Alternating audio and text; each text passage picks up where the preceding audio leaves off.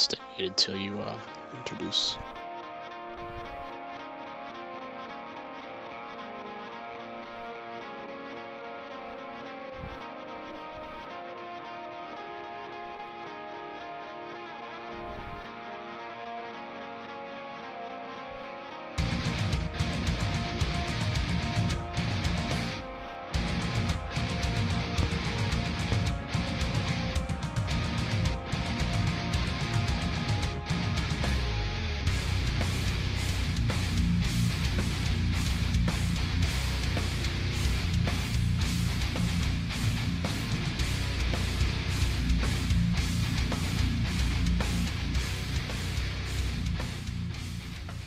Good Friday evening, everybody. How you guys doing? Friday Night Fights, yet again, come to you live from somewhere in the Midwest. It's too hot to be outside, so might as well just go ahead, stay inside, watch some WNF Friday Night Fights.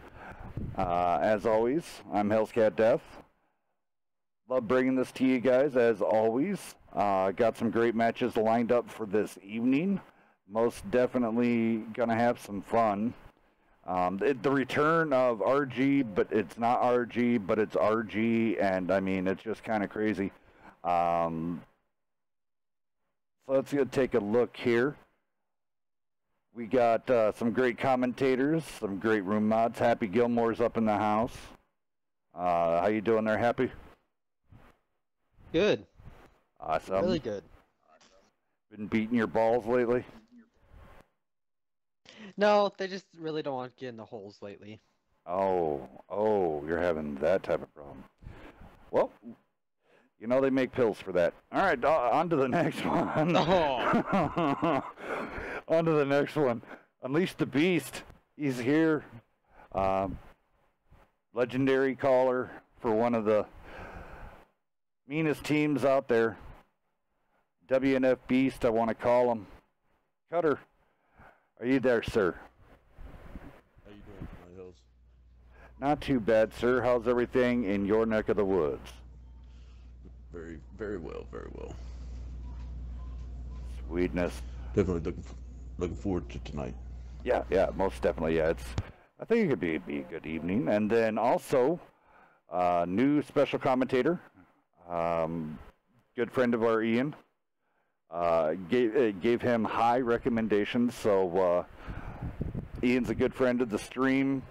I always give big shout outs to him, and he recommended it, so I was like, all right, let's do it then. A member of the DP community, very, an active competitor, a streamer. So I want to go ahead and bring in. So do we want to go by Halo, or how exactly do we do our intro for you, sir? Halo or Halo Doom works just fine. All right. So everybody here, Halo Doom here. How you doing there, sir? Thank you for coming out this evening. I'm doing pretty good. I'm excited to be here. Sweetness. A little nervous, but I'm ready to go. It's all good. Man, I screw up at least 7 times a night. That's why I have these great staff behind me, and they tend to fix a lot of the... or they go, Hells, X-nay. Oh, my bad. So... So it's all good. So I want to welcome everybody there in Twitch land, YouTube, all over the place. Welcome. Thank you for spending your evening here with us. Everybody's been picking their tanks. It's looking good so far. So let's go over these teams really fast. That's Halogen. Halogen was 47 Ronin. So that's interesting. And then, of course, I am great, the leader of BK, bringing in Rove Rambler and Viper. Those two split back and forth on XO. And then Scorpion Chick. Come to find out, that is actually a girl. So, mad respects. We don't have a whole lot of them in the competitive world. So, I think she's the third, I think. Because I don't think Vanilla Oprah does it. But big shout outs to Vanilla Oprah. She does a lot for the community and the WCL, but correct me if I'm wrong. I think we only have 3 actual women in the comp scene. Right, in the comp scene. So Yeah, I don't know. I think I like seeing them coming out and stuff like that. You know, I have no graphics for these guys because never mind. Yeah,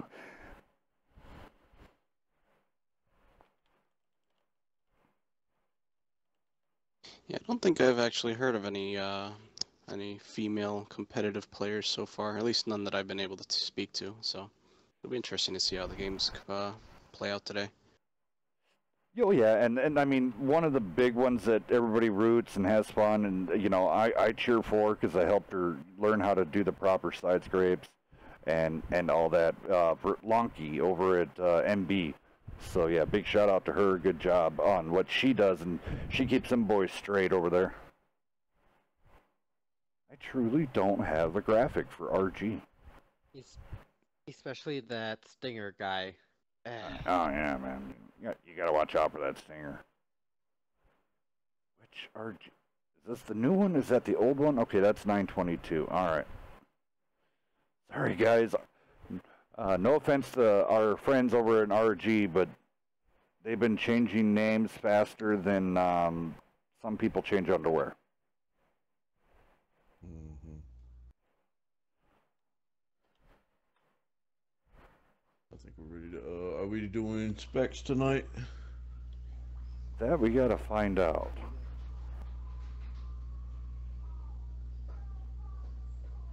You guys are probably going to see a big giant RG symbol come across your screens. Don't freak out, but here it comes. Let's see here.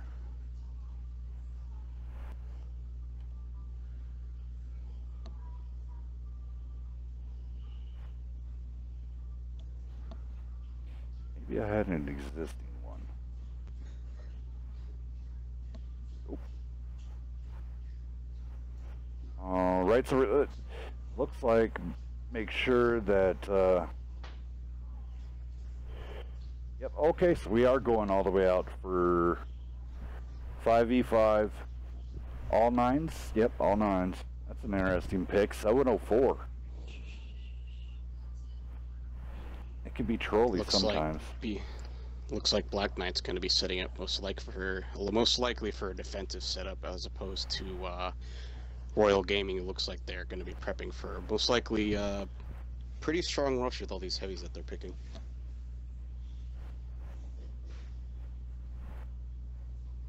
I'd imagine they'd try to break through past where the Object 704 would be, seeing how 704 is not very mobile, so I'd expect him to not be able to move much further outside of the spawn than probably a couple hundred meters. Yeah. Yeah, I mean, the 704 has a little bit of mobility, but it's definitely one of those you got to be careful of that front plate, man. Upper, lower, doesn't matter. I mean, you get a little bouncy around the gun mantlet, but pretty much that whole front plate, man, you can just rip it apart. See, now if I was Black Knights, something I'd be worried about is the health pool difference. If you notice, since they picked mediums and TD, their health pool is going to be considerably lower if they get into a team fight. Royal Gaming's most likely going to be able to win off of focus fire.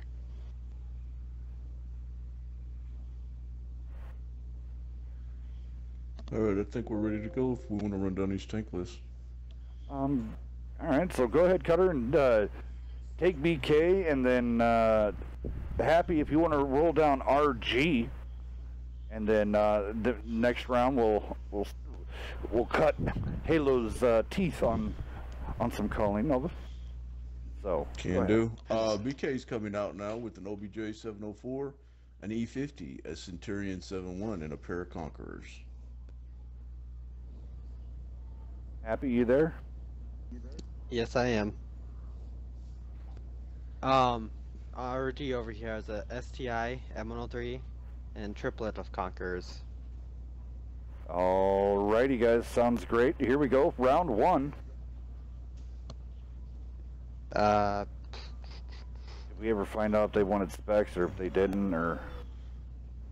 RG didn't ever specify, so we're just gonna leave them out. I believe we have a deselect.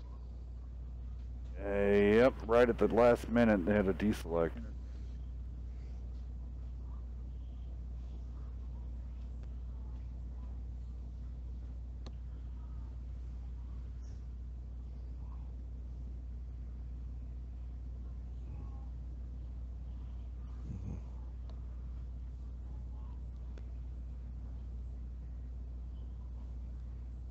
Oh, well, let's see here what... See what goes on here. Wish I could play the Jeopardy theme right now. Yeah.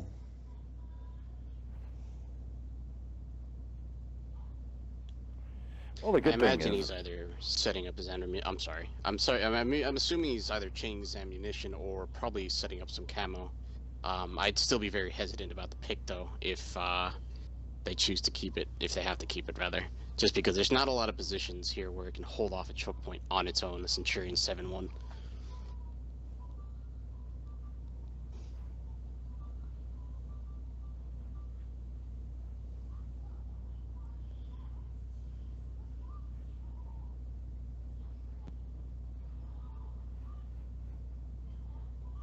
If Black Knights is able to pull a victory off with this comp, it's going to come down to a lot of map knowledge. They can get positional advantage with the amount of view range that the Centurion 7-1 and the E50 can offer with their mobility. But if they decide to clump up, Royal Gaming's most likely going to steamroll right through with all these heavies.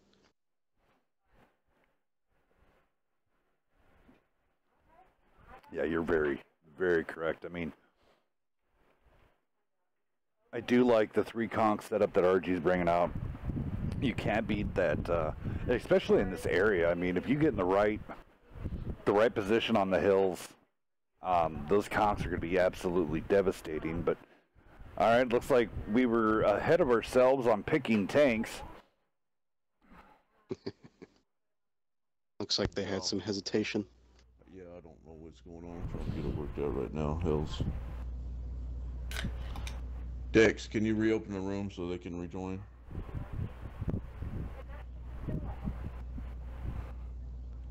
And we could take this match for the tank picks from another angle. If RG or if Royal Gaming decides to turtle up and play defensively, that defense with all those hold down conquers, STI, and M103 is going to be near impossible to break with the comp that they have set on Black Knights.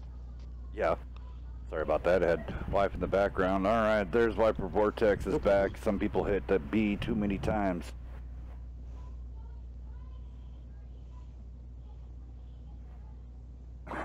Will this be a 5v5 or a 6v6? It's going to end up being a 545 format.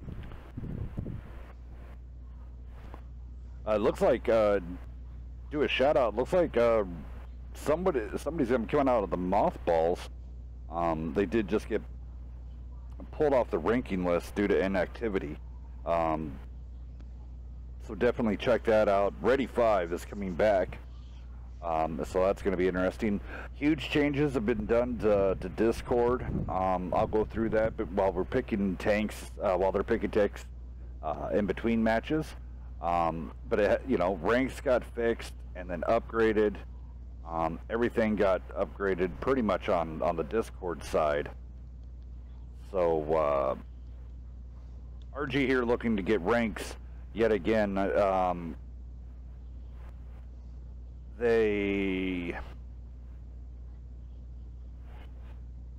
don't know. Okay, everybody knows the drama and turmoil that's happened. Oh my goodness gracious. All right, here we go. Looks like Black Knights changed up the comp a little bit and chose to incorporate a couple more heavies into their lineup, looking like they're going to drop the Object 704. But they're keeping the Centurion 7-1, which is an interesting decision.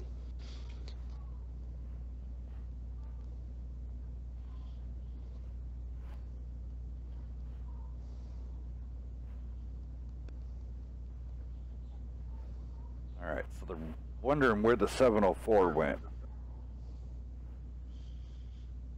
Well, the guy that was running the 704 switched to a 120. They were griping about Scorpion changing to the conch, so she changed back to the E75.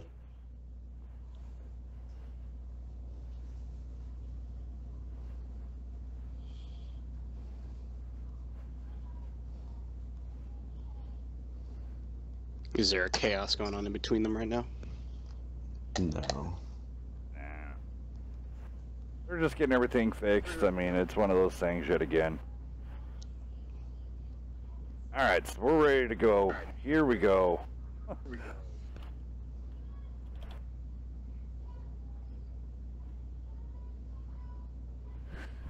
Here we are on Corellia. I remember, Cutter, you remember Corellia when you'd have a tie on in the WCTs?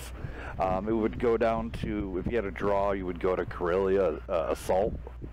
Remember those days?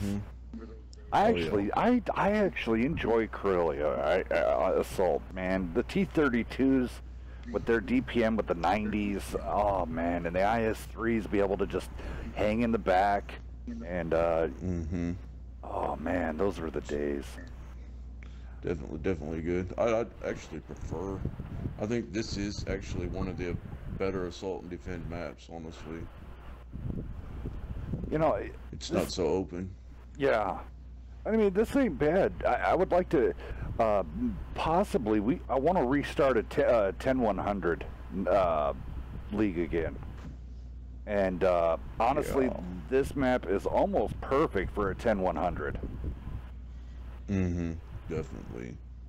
I mean, it's... So it looks like Royal Gaming is going to be deploying down into the valley, and Black Knights is going to be deciding to split their forces, sending a couple of their tanks north while letting their heavies push down into the valley. It's going to be rough. That T10 is so much faster than those Conquerors. The Conqueror, and E75 is going to make it there probably Saturday or Sunday. So... Yeah, I mean, the E75 is good. I think I'd rather pick the STI over the E75 just because of that turret. I mean, it's a Conqueror could just out-rip an E75 very, very quickly. And then especially... Go ahead. Well, especially, I mean, you can see how Rez and Russian are set up right now. Even though the ST1 took a hit, you know, that's going to be rare. If he just angles, there he goes. He angled just enough right there. Yeah. They shouldn't even be able to have any possible way to pin him. The Conqueror should just be able to shoot over his shoulder with the 103. Speaking of shooting over the shoulder here, we're gonna be over the shoulder of BK here, looking down the line. Good hit, 537 into Halogen. Wow, nice high roll. Good roll. Good roll. Those mediums taking their sweet time out there. Go ahead. Looks like Royal Gaming hasn't noticed that the mediums is split off from Black Knight's side. If they allow this fight to continue droning on for this long, Black Knights is going to be able to get a good flank with their Centurion and WZ-120. But they haven't noticed yet.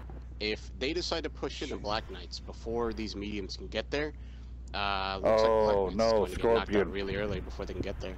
Yeah, Scorpion taking that hit, but luckily got across. But then Viper, he's too over-angled for that tank, and he's essentially making that front plate flat. Good hit. Nice shot, there, Scorpion. Oh. All right, Hells. Looks like the Centurion are going to have rear shots quicker than the two Conquerors that flank through the middle. Rez is going to be in trouble very quickly. Scorpion doing some work with that E75. Russian Hammer having a hard time to contend with her. Nice. And here comes Black Knight's mediums. The there we go. has no idea that they just got flanked, and now we have the WZ-120 Centurion putting shots into res kill cams. Yep. But now, nice trade-off. It looks like, yeah, at the same time, both Conquerors met up into Rove Ranveller's back too, and they just put a two-piece, three-piece there down. All right, so these mediums need now, they need to either A, press on Rez, get him out of there. But I mean, they're doing a good job taking out Halogen. But now they got to give their heavies. Yeah, they got to give their heavies some relief. We still have the STI on Royal Gaming's side alive with one-shot health, able to fend off the T10 and the A75 from Black Knights just long enough to turn around, try to help out the Conqueror in the back line, but it looks like he's going to go down. Deadpool with a bounce. Looks like he got a miss. Gotta love trolley heat. Scorpion there it is. Chick just barely got her, she just barely got caught with her turret sticking the wrong way. Now I think they've got to even load a HE round and get the ST1 out. I mean, just put that HE round right there. I mean, the Centurion 7-1. Oh no! What are you guys firing at? No! Yes, get Russian Hammer out. It's a little miscommunication on that focus right there. Because they weren't able to finish off the STI, Russian Hammer was able to put himself in a perfect hold-down position. There's nothing that the WZ-120 can do at this point. He's just going to get battered down little by little. And even if the STI is unable to finish him at this point, he's not going to be able to penetrate an STI turret while the rest of Royal Gaming catches up with him. Pretty good final shot from Ion Spectre right there.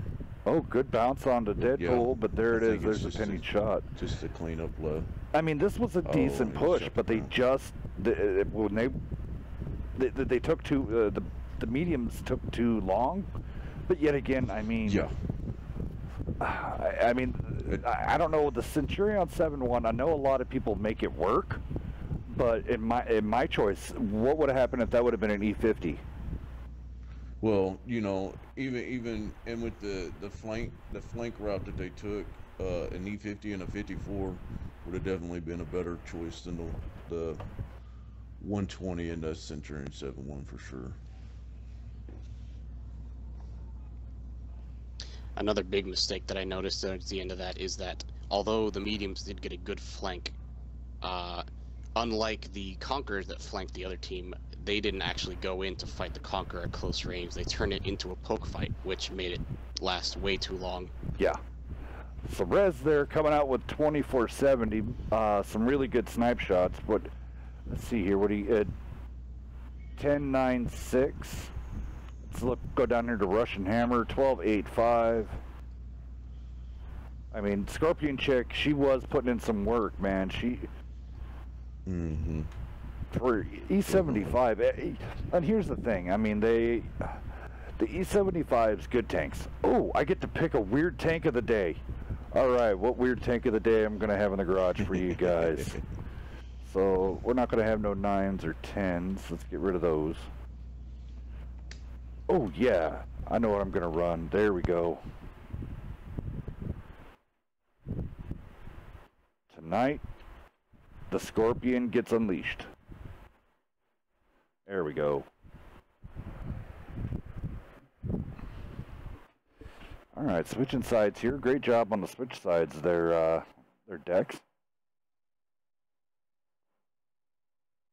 Now I'm wondering if Black Knights are going to recognize the fact that they took too long in that fight and maybe go for a more aggressive setup, or switch some of their tanks around so that they could defend their flank while they're pushing up on one front. Yeah. Let's see. It looks like they are going to go ahead and bring out the 704. There's the E50 I'm great. Oh, I got to do some of my shout-outs here. Let's see who's all in chat. Let's go some Magic. Magic's always in the house. Ian's always in the house. Halo's up in the house in there, too. Normus is back. Hello, hello. Oh, finally an unbiased announcer. Oh, come on, Normus. I'm about unbiased as you can get. I'm Elsewhere. Welcome in. Jingles is cool. Bohemian. He just fell prey to the game I've been playing there. He is no longer Bohemian Fawn. He is the Fawn Meister. Anarchy's up in the house. We'll give him a shout out. He's probably hiding playing Destiny 2. Scrub Lord confirmed. Scrub Lord. Looks like Royal Gaming's going for similar setup. Yeah, it's kind of interesting. I really didn't expect the fight to be back there in the alley, honestly. See, and I was thinking it would, just because it's even the meta, you know, the pub meta. And honestly, where is this map? Why don't we not have this map in rotation? And I swear to God, if they make a snow variant of this one, I will personally, when we go up to the Wargaming HQ sometime on October 19th, 20th, I will find out who made it and pinch a nipple. Purple nurples all the way around.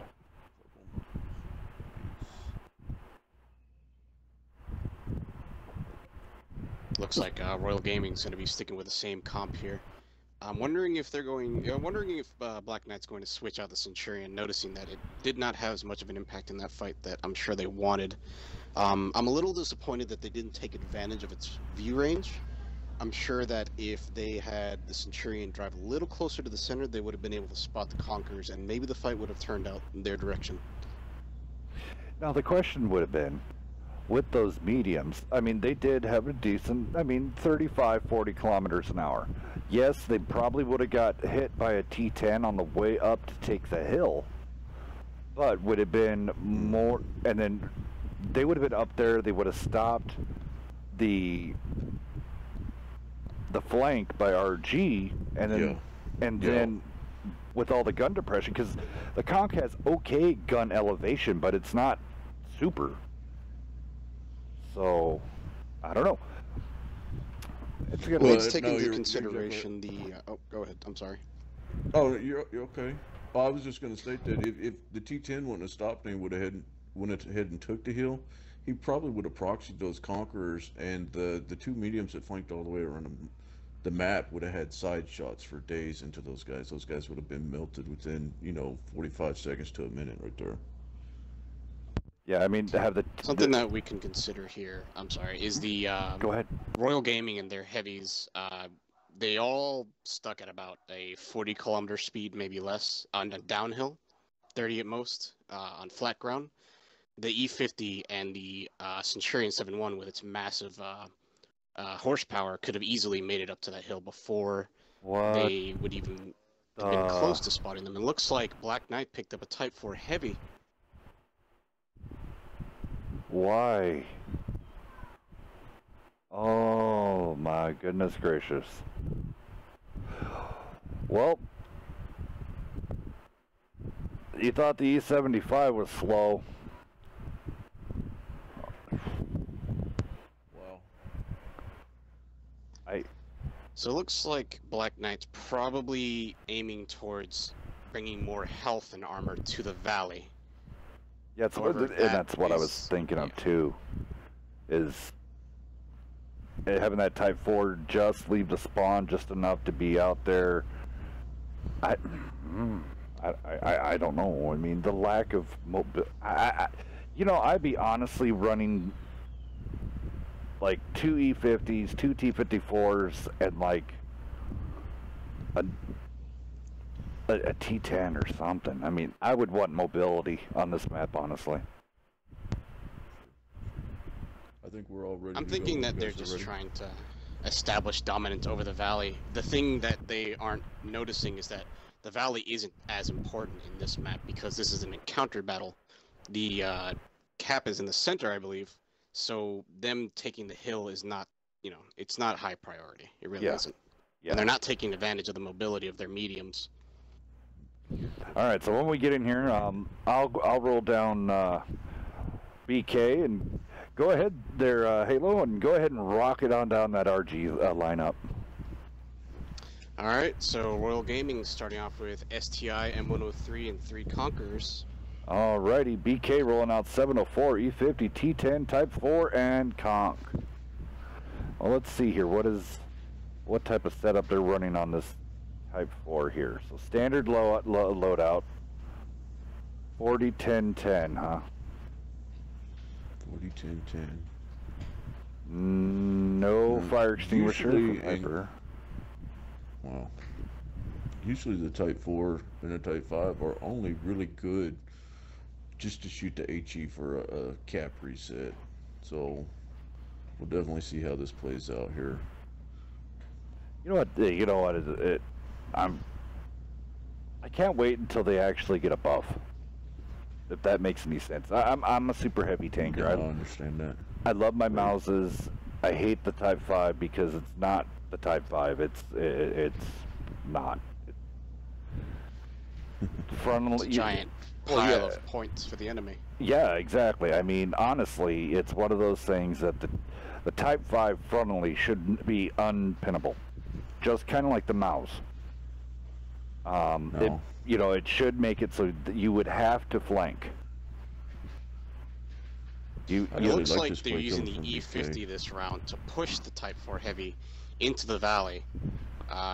My opinion, a big waste of the potential that the E50 could have on this match, allowing Royal Gaming to set up their Conquerors in the middle. Yeah, and now I am great. might get us spotted first, but oh, he's going out in the field. Here we go. Double tap coming. Oh. And with a wreck. It's super lucky right there. It looks like the E50 is going to be completely caught out of position, unable to That is support not, by any that of the is teammates. not the place that he wants to be at right there. Oh, and a huge bounce from the 704. A bounce off of the Conqueror. That was an AP show. Looks like the E50 is going to do what he can to stall, but right now everybody else is standing still. I'm sure Black Knights could use this time to push up on Royal Gaming in the Valley, but they're not utilizing it. Type 4 Heavy just got slapped, like, really hard. It was either a double tap or a... Yeah, it was a two-piece right there. Bells got hit by the 103 and the ST1. Alright, so Great needs to be careful here. He just, I know he wants to get some peaks so his 704 could get in the fight, but that 704 needs to get out of there, and, you know. Yeah, that was a good initial starting spot, but there's no reason that Black Death shouldn't have already pushed down, and there he goes down anyway. Down goes the E50. Even if you take the hit, you go ahead and wipe an E50 off the board, and the 704 is useless again after that. Yep. Definitely needs to rotate around and watch the Type 4's back now. So RG's it kind of took our advice, took the hill. The M103 does have some gun depression when you angle it off at like 45, so decent choice. We're up there. Let those turreted Conquerors and STIs get down in those dips and slowly just push, and let them. Wow, 200 shots. So that was an HE hit. And at this point, I'm sure Black Knights have been shaken psychologically because they do not want to give up any of the positions that they currently have, knowing that the E50 went down immediately in the center of the map. Looks like Royal Gaming is going to be pushing up their advantage, trying to get up around 704. 704 just gave himself fired, but man, that was... No, there wasn't a chance of hitting anything right there. No, Deadpool now going to pull out right in the front of all of them. Can he stay down in the rift? Rove Rambler needs just right there. Don't. Now spin it left, buddy. Spin it left. Ooh. Oh, Deadpool took a shot right there. There's a hit. Good trade though. Good trade. If Rove would just spin his tank, you know, keep his turret that way, spin the body of it left, man, left. You can partially side scrape with a conch. You can get away with it. Looks like we have the Conqueror and the STI moving up behind Black Knights, ganging up on the T10. Not sure how much of an impact the Type 4 Heavy is going to have in this fight. 84. No, he's shooting HE. That's not good. Rove, man. There you go. They're poking out, taking out halogen. Wow. Great shot. Now they're kind of worried. I mean, Black Death and Rez are kind of shaking there, trying to think of what to do. I mean, those guys just need to wait because the pressure's coming. Big pop-up. Looks like Royal Gaming's pushing into C10 pretty aggressively. Type 4 Heavy is still reloading, unable to help him. It looks like the T10 will most likely be knocked out early, unless he scores a bounce. Down goes Russian Hammer. Roll. Very good roll. And down goes 704. Oh, right. XG turn. Now Black Knight in the lead. All right, so now Rove Rambler is going to be in the way of the 704 shot. He needs to back up. I really think right now the best play for RG is, honestly, you let Black Death block the damage and soak up the bullets, and Rez needs to get out of there and just draw this thing out at this point. Rove being way too aggressive. There was no reason for him to push up like that.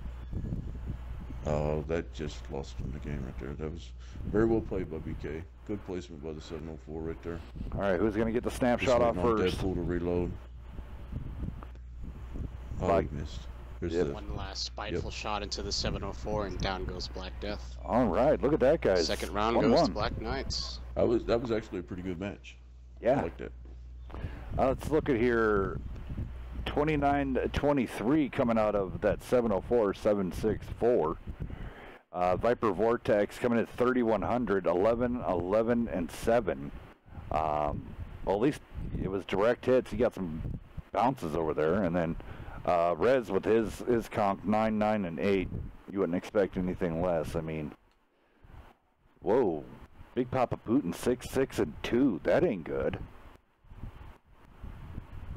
See, now the big problem here that they ran into is that when they pulled that push after the E50 went down, they didn't take advantage of the long reload that the 704 has. They were afraid to move up to, after taking a large alpha shot, but they had the health pool to push in and focus everyone down. It was just that hesitation that prevented them from taking that round.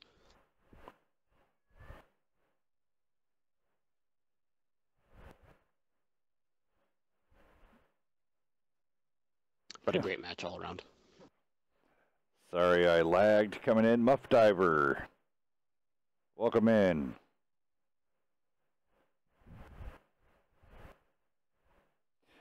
Beaver has joined the stream. Hashtag blame it on the beaver.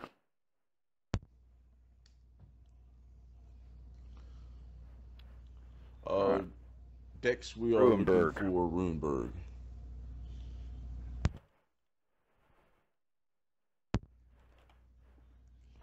That's just 1 for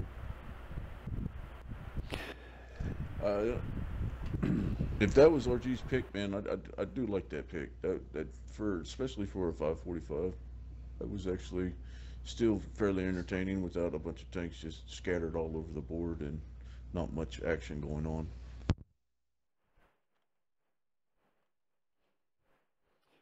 All right, guys. Friendly reminder here: don't watch this in the auto quality, man. Bump it up, crank her up, 1080p it. If you're on YouTube, crank it. Enjoy the stream at its full max. So don't let that auto give you a crappy picture. Check it out in all of its glory. All right, Dex, are you there, buddy? Yes, I am. I can't find standard Runeberg encounter. It's under winter. We need to find out if they want it winter or if they want it standard. There's two different ones. No, there's Runeberg War. Yeah. And there's Runeberg Winter. Yeah. So give me just a moment. I think Runeberg Winter is the standard for the standard encounter that we run on WNF. That's what, we typically put.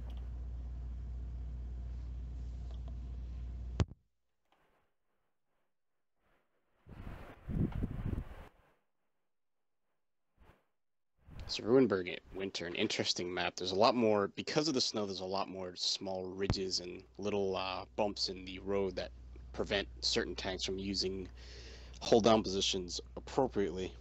So I am expecting slightly more gun depression picks, maybe a couple STIs. I'm expecting maybe a Conqueror, at least 2. Well, let's see what they pick. Yeah, I'd like to see maybe a Conqueror. And I mean, I think the staple that you definitely need though on this map is going to be a couple of E50s. Looks like Black Knight's starting out with some T10s, trying to get that speed and armor online. From this, I imagine they'd be trying to push into the cap, trying to get there maybe before Royal Gaming can, as they've been showing a more sustained, slow speed heavy comp in the last game. Mm-hmm. Right. I just got to get a few things out here. Go check them out, acornesports.com. Go get your nut on. Go check it, and then also another website getting ready to, should be up tonight. I might be able to launch it tonight if I have time. www.wednesdaynightfights.net. And then let's see here. Everybody needs to come out and get ready for one of the most awesomest things in the world. You can't beat it. It's conducted by Pants himself, Pants on the Ground, bringing us a fantasy draft. October 4th, get your draft picks in. Go check it out there. It's on the forums. Let me get you a link. definitely go check that out. Another one. There we go. There's the link for that for you guys. Remember, go get your picks in. Winner, the person who gets the most points, gets a Tier 8 premium tank. That is correct.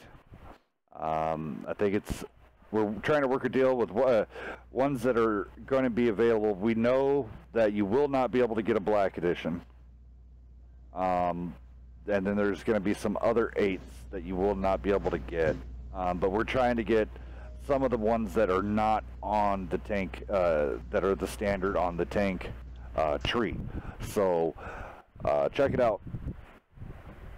The rank battles. What other housekeeping stuff do we have to do? Anybody else remember? TLP Weasel will be streaming War Stories live after the stream goes down. The good friends over there at TLP Weasel, he's going to be doing that for everybody, so check him out.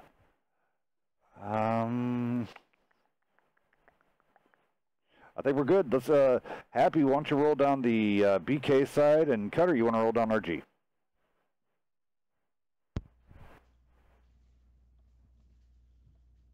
Okay, RG's coming out with an E50, an M103, a pair of Conquerors, and a WZ 1111 1-4.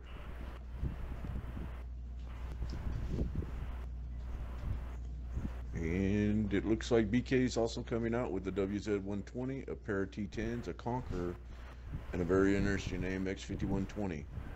Alrighty, guys, here we go.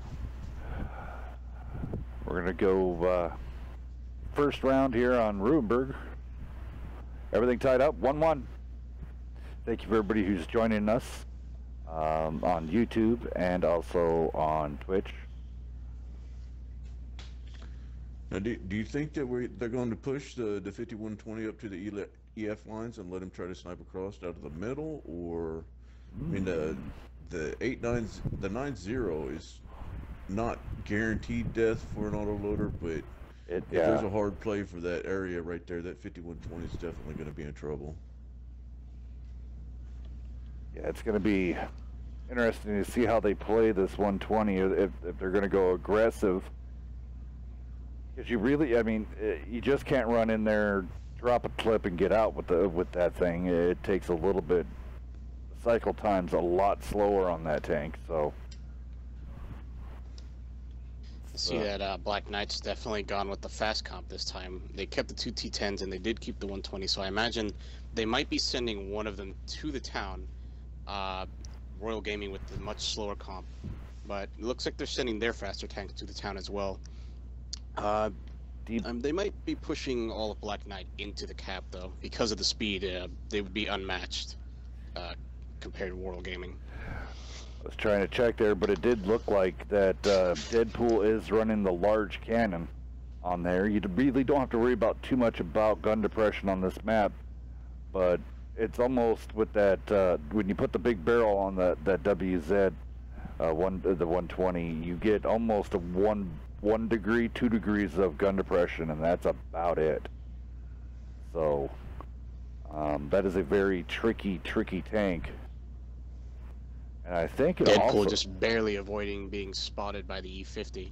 They are completely unaware that Royal Gaming has an E50 in the town, positioned up behind them. All right, and the rest of BK slowly starting to set up there. Viper Vortex getting spotted, getting hit. And we shoot over First here. good trade-off on BK. All 3 of Royal Gaming's heavies spotted out in the open field. Kind of a bad position for them, but T10s on Black Knight's not taking advantage of it, getting actually poked and unable to put in any damage on their side. There we go, Greg. Get up there, get into a side scraper. Actually, you can even set up into a decent reverse side scrape right there. Yeah, at that spot right there for sure. Now, it looks like that the E50 is going to be in trouble as well right now. The WZ-120 and the 5120 should be. The 5120 is just unloading into him. Yeah, that So Deadpool's gonna pop a clip here, get out of there. I wouldn't. The good thing is, I mean, the reload time on the clip on that thing is not bad. Looks like the 1-4 is left alone in the town. Probably should have left when he still had the chance. Completely unable to help the E50 and now left in a bad position himself. So Royal Gaming has to do something over in Cap or else this match looks like it's going to be over quick. Big hit into Ion Spectre, but 5120 should be reloaded. Oh no. I mean, everybody spotted that Deadpool should have just pressed in, got behind him. No reason to play peekaboos here. But Putin's reloaded. Looks like Black Knight playing hesitant with Putin over here. It's going to be costing them some health and time. Meanwhile, we have Royal Gaming over here winning the trades off against the T10 and the Conqueror, which I'm honestly surprised about because the T10s did have the position advantage. And now it looks like they are losing in the health advantage. I think honestly, in the city, the 120 needs to just push Papa Putin right now. Deadpool's got to push in, take the hit. That way he can get his 120 in there to get that clip into that guy. Down goes Viper Vortex, flanked by Royal Gaming. Looks like Royal Gaming's going to be pushing into the rest of Black Knight, sweeping them up on a cap. And it looks like they finally decided to make a move on the 1-4 in town with the 120, Amex 120 and WZ 120, but they're still fighting them, taking a very long time. And Spectre now on a reload, so I mean, it's all up to Deadpool there. And they're all that's left. I mean, down goes Putin. They got to be real now careful they're here. Very low amount of health. I don't think either one of those tanks has the speed to make it before they cap out. If RG goes ahead and places back onto the backside of the cap, 26 seconds isn't a long time. The WZ 120 is also burning. Yeah, he's burned his kit already. So, I mean, honestly, I mean, the tank pick for them, I mean, for BK, they should have been able to just side scrape and just literally hold them at distance. Maybe need some side scraping classes or something like that. We would definitely like to help out. Because, I mean, like, at the beginning, it looked like Viper was caught off guard. It looked like he didn't expect them to be set up the way they were. And as soon as he poked out, or as soon as it poked out, he took some damage. And then continually they decided to poke out instead of side scraping, which cost them a lot of health. Here we have Deadpool just outside of cap, but going to get tracked just outside, and they're going to lose off of cap. Yep. Great shot by Black Death. Yeah, he should have just kept pushing. He actually could have pushed into the cap and saved that for the last 1 second. Yeah, let the 120 at least come in, and yeah, at least 6 seconds. I mean, does anybody offhand know the clip dump time on a 120? I think the reload and aiming reticle puts you at about close to 2.5 or 3 seconds between shots. I'd say about 3 seconds between shots. So we're looking at about between 9 and 11 seconds to dump the whole clip. Yes, that's fair. So Ion Spectre. The biggest issue in that match fell with 1-4. Yeah, they should have pressed. Deadpool should have got in behind him. That shouldn't have been no more than maybe a 25-second fight. Yeah, I think that's where BK messed up right there. They definitely should have pushed into the 1-4. I think they wasted probably 45 seconds to a minute, and in a 7-minute fight, that's a bang of time, man. Yeah, I mean, that's just hanging out a little too long. Let me make sure I have my sides right. All right, now, yep, got to flip. Get to talking so much and having fun that I forget to whip up the graphics. There we go.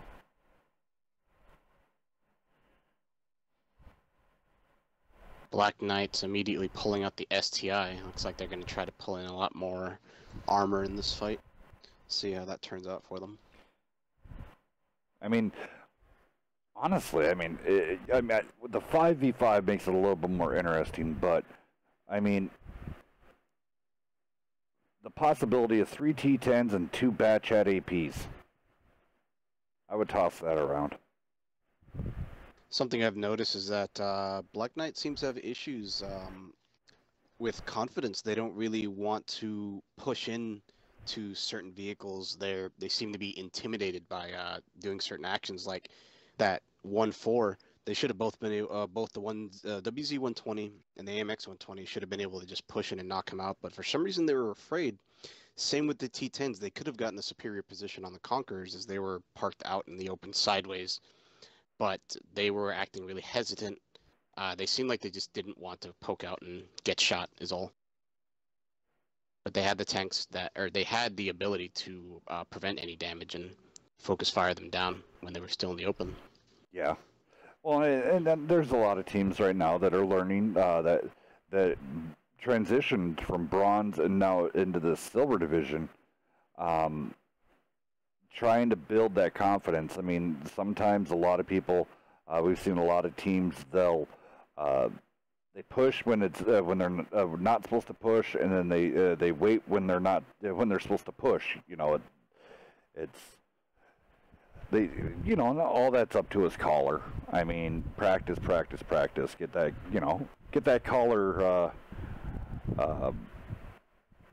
as much experience as possible, because that's the one thing that's in this community that I think everybody can agree on is a good caller is like a good quarterback for a football team. There's a lot of them out there, but you only have, you get the gems. I know one is... And then sometimes you have to have, I'm sorry, and then sometimes you have to have players who are confident in their own ability as well. Because even if the caller had not called to push on, say, again, that WZ-120, they could have had, the player, I'm sure that both of them in that situation should have realized that, hey, there's two of us and only one of him. We could push into this. And if the Black Knights in their T10s up on the cap, if they figured we're not going to be able to win this skirmish, we should fall back and redeploy somewhere else. There's just a lot of hesitation. Looks like all the tanks are ready. Yep. Well, go ahead there, Halo, and roll on down that BK side, and then I'll roll down RG.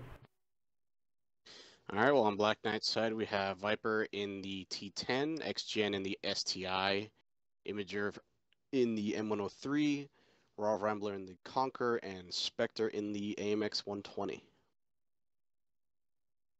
All right, over here on the RG side, STI M103, pair of Conks, and the WZ-11114. All right, guys, here we go. Do or die situation here for Black Knights. Let's see if they can finish this up. Up next will be the combo of 36 Panzer and 12 Panzer with against Eye for an Eye.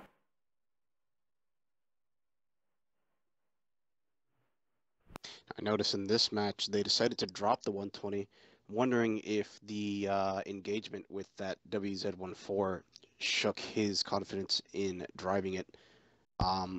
So we'll see if they have as much presence in town as they did last time with the two tanks going up against the E50 and the 1-4. But they actually switched the E50 out and kept the 120 on BK's side, and then RG switched out the E50 for a second Conquer. I meant the WZ-120. Okay, yeah. Alright, yeah. I actually look for both teams to go ahead and just push straight to the cap this game right here. They know it's do or die. Time to get in there and just grind it out.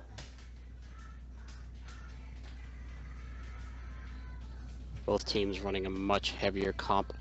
I expect RG to probably reach the point before Black Knights can. We'll see how they engage each other as soon as one of them gets spotted, though.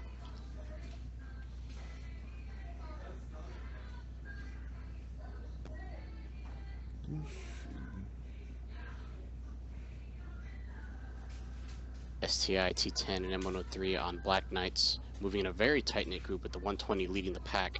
We have the 1-4 Papa Putin lagging behind on Royal Gaming's side. Maybe they're expecting somebody to flank from town. From the position he's in, the red line protects him from being flanked, so even if they chose to send the 120 to town, he'd have to fight him in a face hug. There'd be no way to flank around the 1-4 in the position he's in. Very smart. Here No. we see that Royal Gaming has reached the point first. We'll see how Black Knight encounters this situation. And now Black Death is spotted. We have 3 Black Knights spotted, and we'll see if Black Death will take any damage on this initial engagement. It looks like he's just going to stay behind the wall and take cover. I do like the placement of the T10 right there where Viper Vortex is at. But I think the 103 and the STI need to be in the front, not the 120. STI pushing deep into the cap to take it, commanding control of the road. Now, if any of the 120s or Conquerors decide to push over on, say, Rez, Kill Cams, or Black Death, they're going to get shot in the side by the STI. And it looks like Raw takes a shot in the back line. Very good shot by Rez. Now the T10 is holding, just like the WZ on Royal Gaming. Looks like the T10 Viper Vortex expecting the WZ to maybe pop out from town. Now everybody has been spotted at Cat. Okay, now it looks like Big Papa Putin is actually moving over.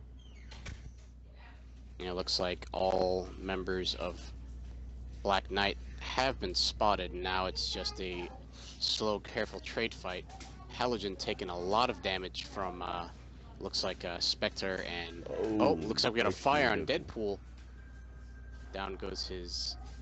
Oh, it looks like they're pushing in on STI. M103 not paying attention. It looks like they're actually trying to push into the M103 Halogen. So we're going to put. Oh, looks like we got a missed shot off of Kill Cams. This is a very close fight between Halogen and Imager. In the meantime, we have STI and Royal Gaming pushing up on Ion. He just realized that the AMX 120 is on reload, so he's going to be trying to push him out.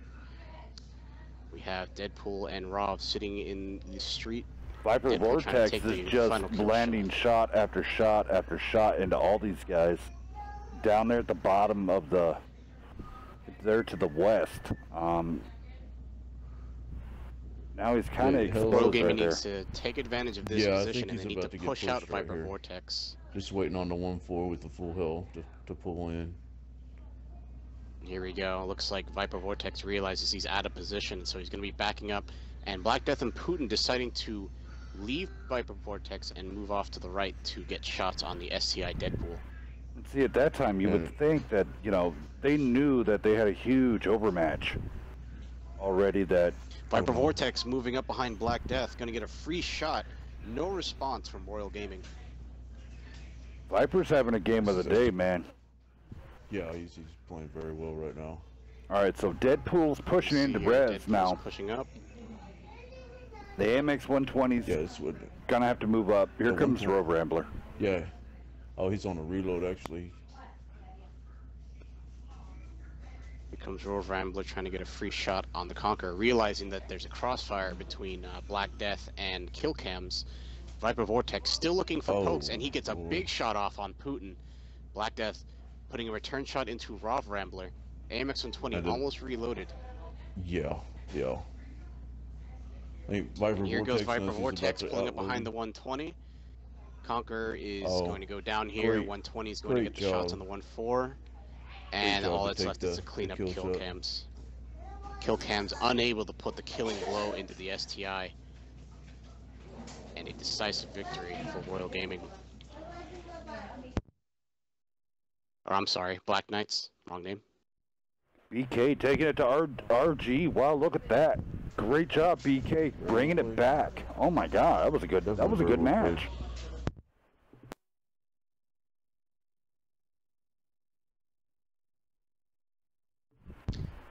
Viper Vortex and Spectre putting big numbers on the board. That was a great match. Yep, it was. Viper Vortex consistently flanking, not backing down, putting that pressure on the flank from that cap, and Royal Gaming unable to answer it.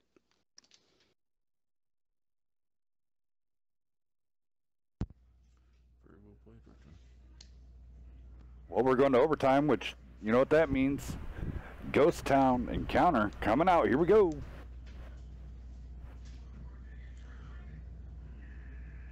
You guys sure that you don't want me to pick Icebound? I'll pick Icebound again. Anyone? No. I don't know how good Please it'd be don't. on a 5v5. That's a... No. I mean, we could do mines. We could pick everybody's favorite final map, Erlenberg. Oh, yeah, Erlenberg. Dex, you there, buddy?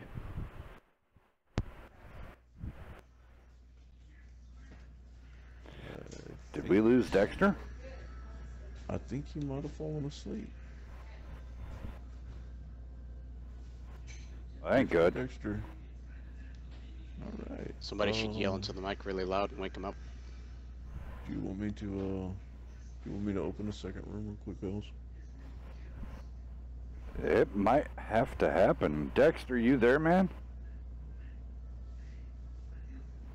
Dexter does do a hard job. He works out in the oil fields, does construction with all the oil fields up there in North Dakota, so I mean... That sounds pretty rough. He's one of the head honchos up there, so... Dex. We could probably set up the new room, just in case he actually is out. We could probably get it ready. Yeah, go ahead, Cutter. I'll tell the guys. Oh, you already are? Okay.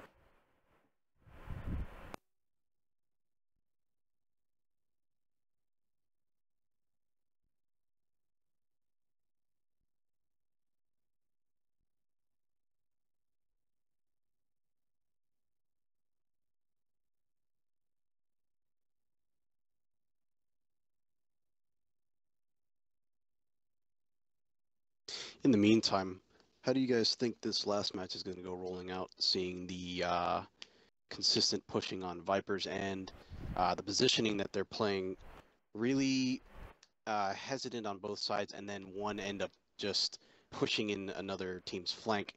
How do you guys think this last match is going to go down? I don't know. It's going to be real interesting considering we're taking this to airfield. So we're taking this to airfield. All right. Yep, the tiebreaker will be airfield because Dex was the first one there to that made the map, and yeah, I just got a message from Dex. All right, I'm swapping over rooms now. Dex had something come up, so.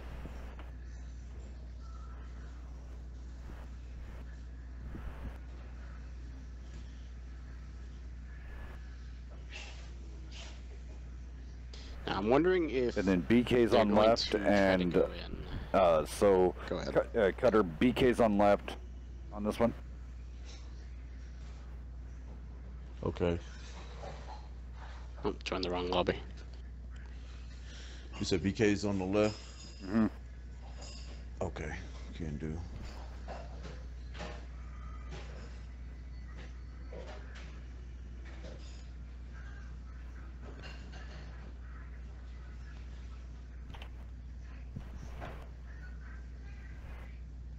It's like eye for an eye, trying to join in a little early. I'm sorry, Halo. It's okay. No problem. Everybody picks on the new guy. It's all right.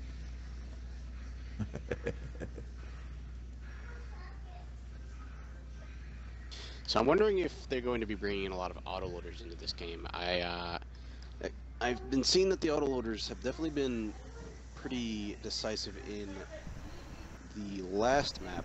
I'm wondering if they're going to maybe beef it up with a second autoloader, or if they're going to ignore autoloaders altogether and maybe go for more medium setup.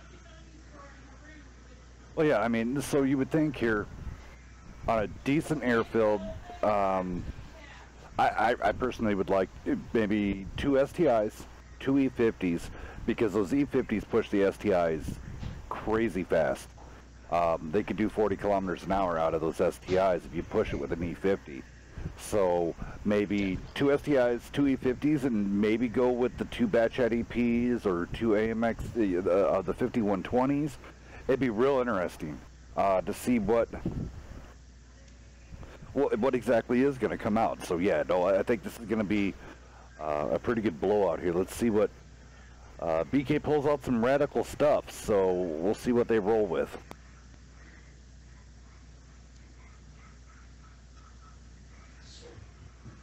Now, something to consider on this map are the two positions at E5 and E7, those two little extra hills just above where heavy tanks usually meet on public games. Proper control of them would mean that a flank from either side would be punished, depending on what tank they decide to sit up there. In the past, we've seen from DP, Conquerors set up there, and they're completely invincible. And then on other times, E50s would set up to get side shots when the heavies are in the main part of the fight. I'm wondering if these teams are going to take advantage of it. That is very correct. Let's see. I mean, you got that one, and then I've seen BK before run the H and J line before, control it there, and then do a flank with T10s below on the J line. So I don't know. I mean, it's gonna be the use of mobility hasn't been. Go ahead. Well, on a 5v5, I don't know if the J-line push would be very possible or plausible, possibly, but I don't know. Anything can work, as we watch every Wednesday and Friday and Monday nights. We can see just anything can happen at any time. I would like to see maybe a push with one tank, maybe an E50 or possibly an AMX and 20 around the H and J line. If that tank were to capture it and secure the flank, they could farm damage off the back of whatever team ends up not controlling the hill. But it all comes down to the speed of it. If they send one tank to hill, either Black Knights or Royal Gaming, and then a big heavy brawl pans out, that tank would be late to the battle, and it would all come down to whoever has the better shots. But numerically, that would be a disadvantage for either side. Yes. So we'll see how this goes.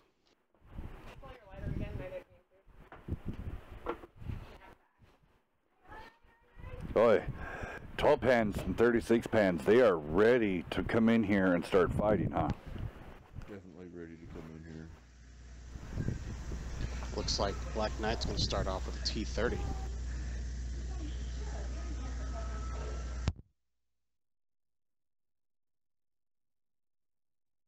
Interesting pick. I imagine it's going to put a lot of it's going to put in that intimidation factor on Royal Gaming.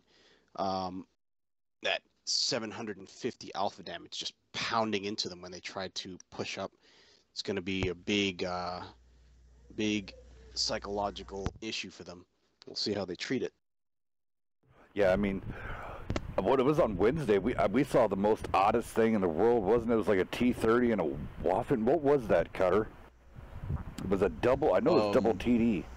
Oh, no, it was 10s, wasn't it? Death Star and E4? Death Star and E4. Yeah, that was nightmare. Oh, yeah, and they came out flipping, swinging with those things. Definitely.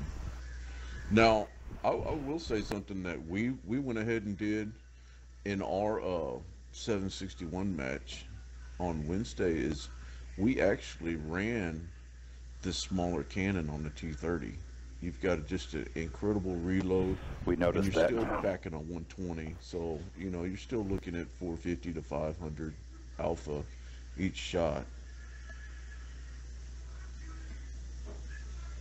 Looks like Black Knight's just about ready with their comp. They have STI Conquer T10 so far, along with that T30. STI and T30 definitely going to put them in the advantage if they go into a hold down fight.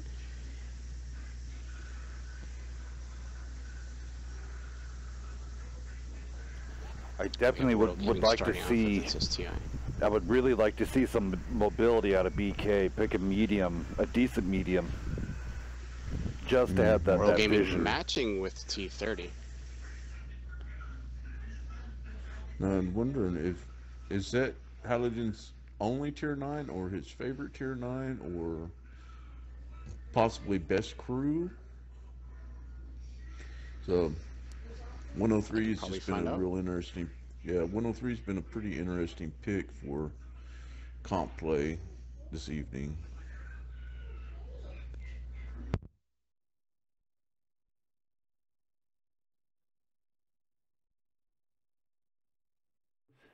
I think they're both waiting on to see who's going to pick first. So come on, guys, let's get this going. We have other teams dying to get in here. We're running about a half an hour behind.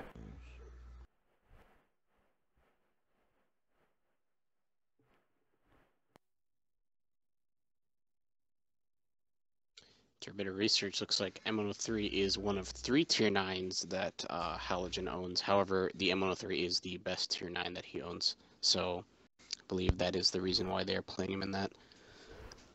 Interesting here. Mm-hmm. All right, so there we go. Double conks, M103 STI, and T30 coming out RG. Let's get this going. Woohoo!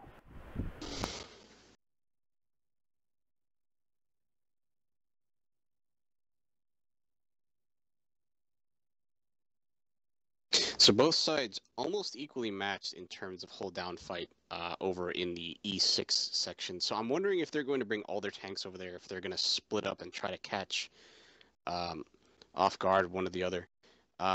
We'll see if either team uses the speed advantage of the T10s to maybe try a flank attempt, or the STI to take a better position than than either team. We'll see how it goes. And it looks like the Black Knights did end up going with the 120 pick, so definitely curious as to see where he deploys that. We'll watch the reload time here on Black Death. He's running the 120. That is way too fast. That is a 120 reload. Because he's already loaded now. So yeah, that makes it, what, 11-second reload? That makes it the 120. Where I Am Great's running the 155, you can tell because he's still reloading, and he's loaded now. That thing packs a 17.2-second reload without running cola. Now with that choice, Black Death's definitely going to have a better time doing a sustained fight if Royal Gaming decides to all push in on Black Knights. However, if the fight draws out, the Imager is definitely going to have an advantage with the 750 pokes if Royal Gaming's unable to push into him and knock him out early. Look at Viper playing as an E50. Getting up there like a light tank. Alright, so there we go. Heavy tanks in the middle already lit up by the Conqueror from Black Knight. Let's see here. I think Viper Deadpool could possibly be getting into trouble if he doesn't back out right now. Deadpool Papa should be able to Putin get a unspotted, shot. able to move in. Oh. Deadpool poked out by, I believe it was Papa Putin. Papa Putin's still undetected, so they don't actually know that a Conqueror snuck in through the middle. And Russian Hammer still holding the center position, hold down.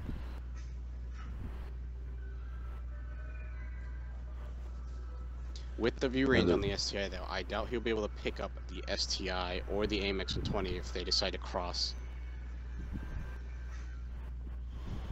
No, I do think, okay, it looks like he's coming now. I was going to say, with that, the T30 only rocking the 120 on RG's side, he needs to get up there in the fight. Oh no, Viper's completely sideways. This is going to be, oh, he's not going to get punished. Oh wow.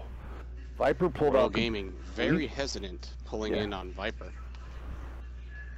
That was crazy. Viper pulled up completely broadside to those guys for almost 4 seconds.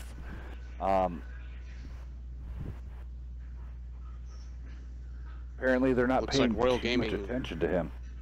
Looks like Royal Gaming has recognized that Black Knights are a little bit separated. They're going to push Russian Hammer up behind Viper to maybe get some hold down shots up behind Viper. In the meantime, we have Deadpool crawling up to hold back the Conqueror M103 and the Conqueror off of Royal Gaming side.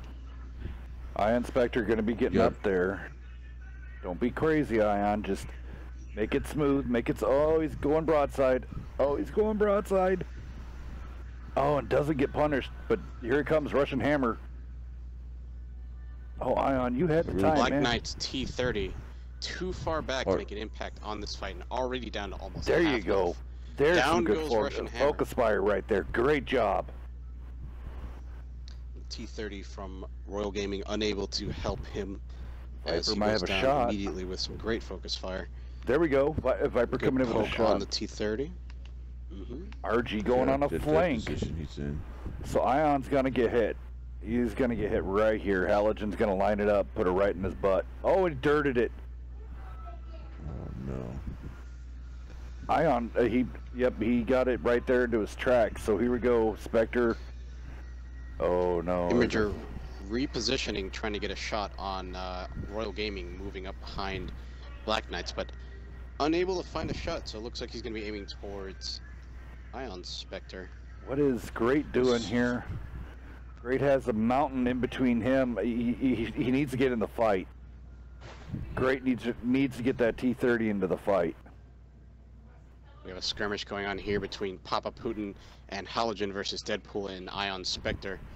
Ion Spectre still unspotted, using the bushes to his advantage to start getting a poke, and now he's lit up, but it looks like he has a good shot. He only had Putin, but he only had one round. Yeah, he only had one round. He kind of wasted off 2 rounds into it. Rez kills out So, Viper. Viper goes down. Rez is totally focused right here. Black Death needs to push up into Rover Rambler. Yeah, Rover Rambler should be aiming at Black Death, but Black Death, there's a big hit. Ooh, I'm great. All right, now Ion's Deadpool gonna holding off Halogen and Papa Putin. Conqueror off of Royal Gamers gets a big shot on the back of Deadpool. 120 turns around to go deal with kill cams. All right, Rez. Oh, ammo rack. That's not good. I think Spectre Ion's gonna gets be ammo racked. I think that's gonna be a complete ammo rack for him. He is now motored and ammo racked. So that 120, once he gets rid of that clip, is gonna be pretty much useless for 2 minutes. I think that 120 lost his opportunity to get the kill cams out early. Yes, he was ammo racked, but he also had a Rove's perfect gonna shot go down. on the weakest part. Why is Rove not we go. firing on Black Death? I mean, oh, okay, he didn't have a shot 2 at all. shots out on Spectre. Spectre just holding still. Conqueror's probably going to poke him out unless Rambler gets a shot on kill cams. That might have been it for Rez too. Big I think he's bounces. Rez permanently is wrecked as ammo well. racked, but he might reload in time to stop Spectre. Spectre very scared to move up on him, even though he is ammo racked. Kill cams at a good position. Black I Death am moving great. up on Rov Rambler. I am great just hanging in the back too long. Down goes Black Knight. Spectre and Rov Rambler knocked out in the same 2 seconds. Great should have moved up. Now it's up to And- Imager. Yeah, Great should have moved up a long time ago. Possibly come around off, and I'm showing on the stream here, right here on the backside of E4 or E3 right there, and got side shots into him instead of staying up on that hill. There it is. I think he would have. Down goes Black Knight. Yeah, BK going down, but honestly, that a lot of that right there came up to Great. I mean, Wow. Kill mispositioning. cams with a 4,400 damage, being the MVP for the last game. Spectre coming out with 11.87, not too bad. But Rez with the big numbers coming out. RG better be respecting Rez right now because he's the one that won that match for him. T30 of theirs only 849. 8 shots fired, 822. Ouch. Something else to note here, if you look at the Conqueror, if you look at kill cams and Black Death, you'll notice that they both bounced 2,000 damage. Which means about 4,000 damage wasted on bad shots. Which is definitely a big factor. Yeah, a little bit too much RBRT in there. But great job. But yet again, who would have thought BK taking the fight to round 5 to RG? That was awesome. Great job to both Definitely teams. a very intense final round. Good job to BK. You guys are great. I'm glad to see that you guys have the fighting spirit, and you guys are taking the silver division very seriously. So congratulations, guys. All right, guys. So Eye for an Eye rolling into the room. 12 Panzer. Everybody, go ahead and take just a 2-minute break here. I'm going to change up the titles and everything. So go have a smoke, go have a beer, go have your favorite wine of choice. go heat up a burrito. But we're going to be right back in 3 minutes so we can get everything retitled. Let me turn on some music here. Pretty fun so far. I'm glad you're having a great time here. Sorry if I'm talking over you guys a lot. You're fine, man.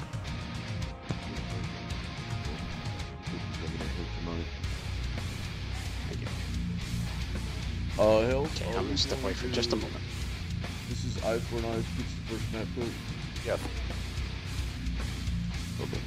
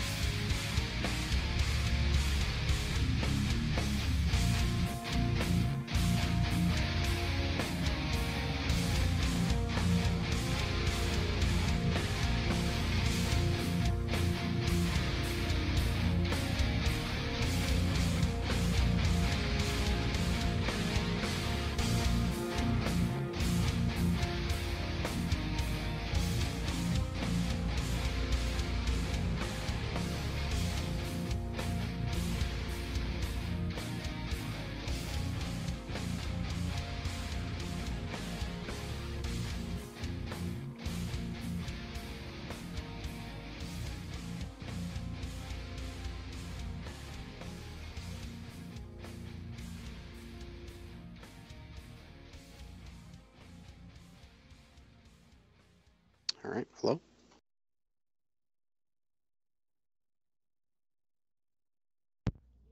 Yeah, I'm trying to, Yep, no problem. I'm ready to go whenever you guys are. Culver's chicken tenders are a family favorite.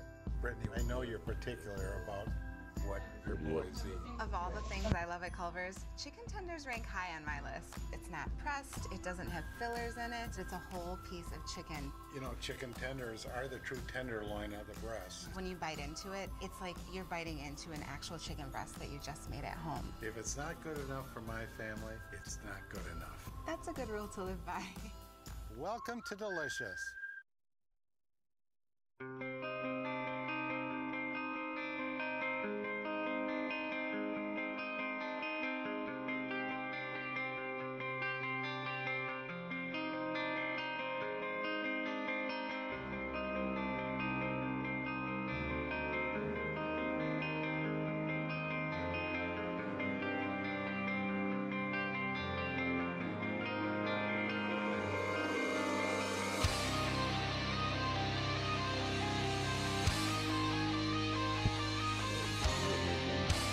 uh, 768 format this time. I think we should get a little bit more action, nothing but Are we all set up and ready to go? Yeah, I think so. We're just waiting on Arrow. We're just waiting on it to get ready for this. Hellcat's moving away for this one. Okay. No, that's I apologize.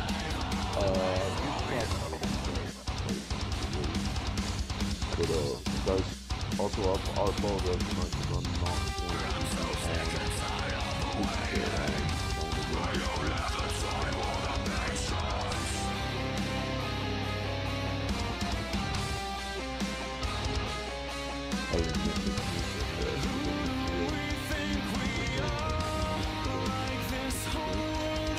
Maybe. Still like a 5-minute delay, so they won't know for another 5 minutes.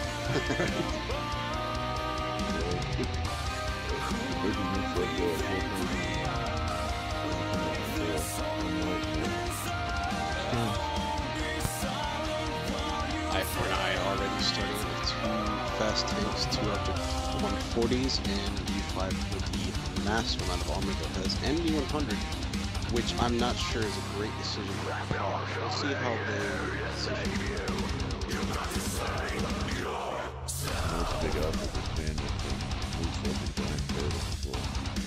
Oh, it does, and its turret, although it is strong, gets penetrated easily by heat rounds.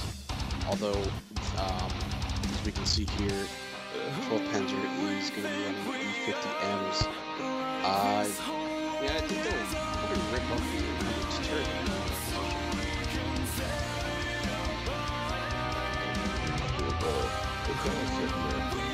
Sitting there, strategy-wise, tank line up to E50Ms. Opening the boss, taking the hill, and then the valley on the ES line, and then I might be looking for 1-2. Chieftain is definitely going to be very strong holding off on hold down positions if they decide to take more. E50Ms, if they decide to take hill, will have free reign over everything on the east side of the map, depending on where iPhone is.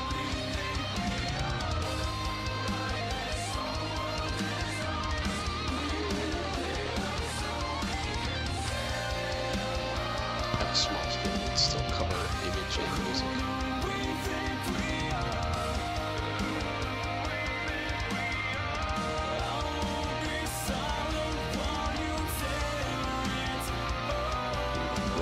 Possibly Mini Vinny coming out in the RU251 and HK.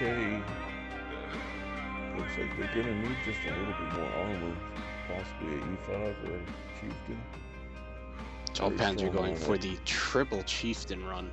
Yeah, it's very strong, very strong. Now, something that they need to keep in mind is any shots into the side will rip them apart as well. And if that E100 decides to start firing HE, even though the Chieftain's turret is highly armored, that E100 gets one good HE round into the hatch, and they're going to lose a lot of crew members. We are his family, and he needs help. You didn't bury your past rigs.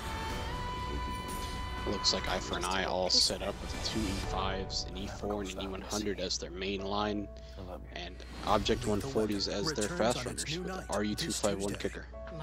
Welcome back. On Fox. Very good looking one.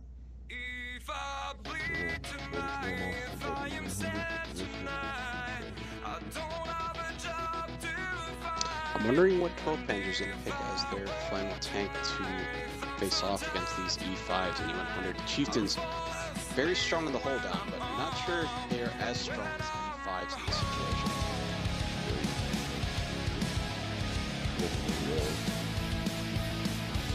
Alright guys, I'm back. Gotta love it. Rip on the ad.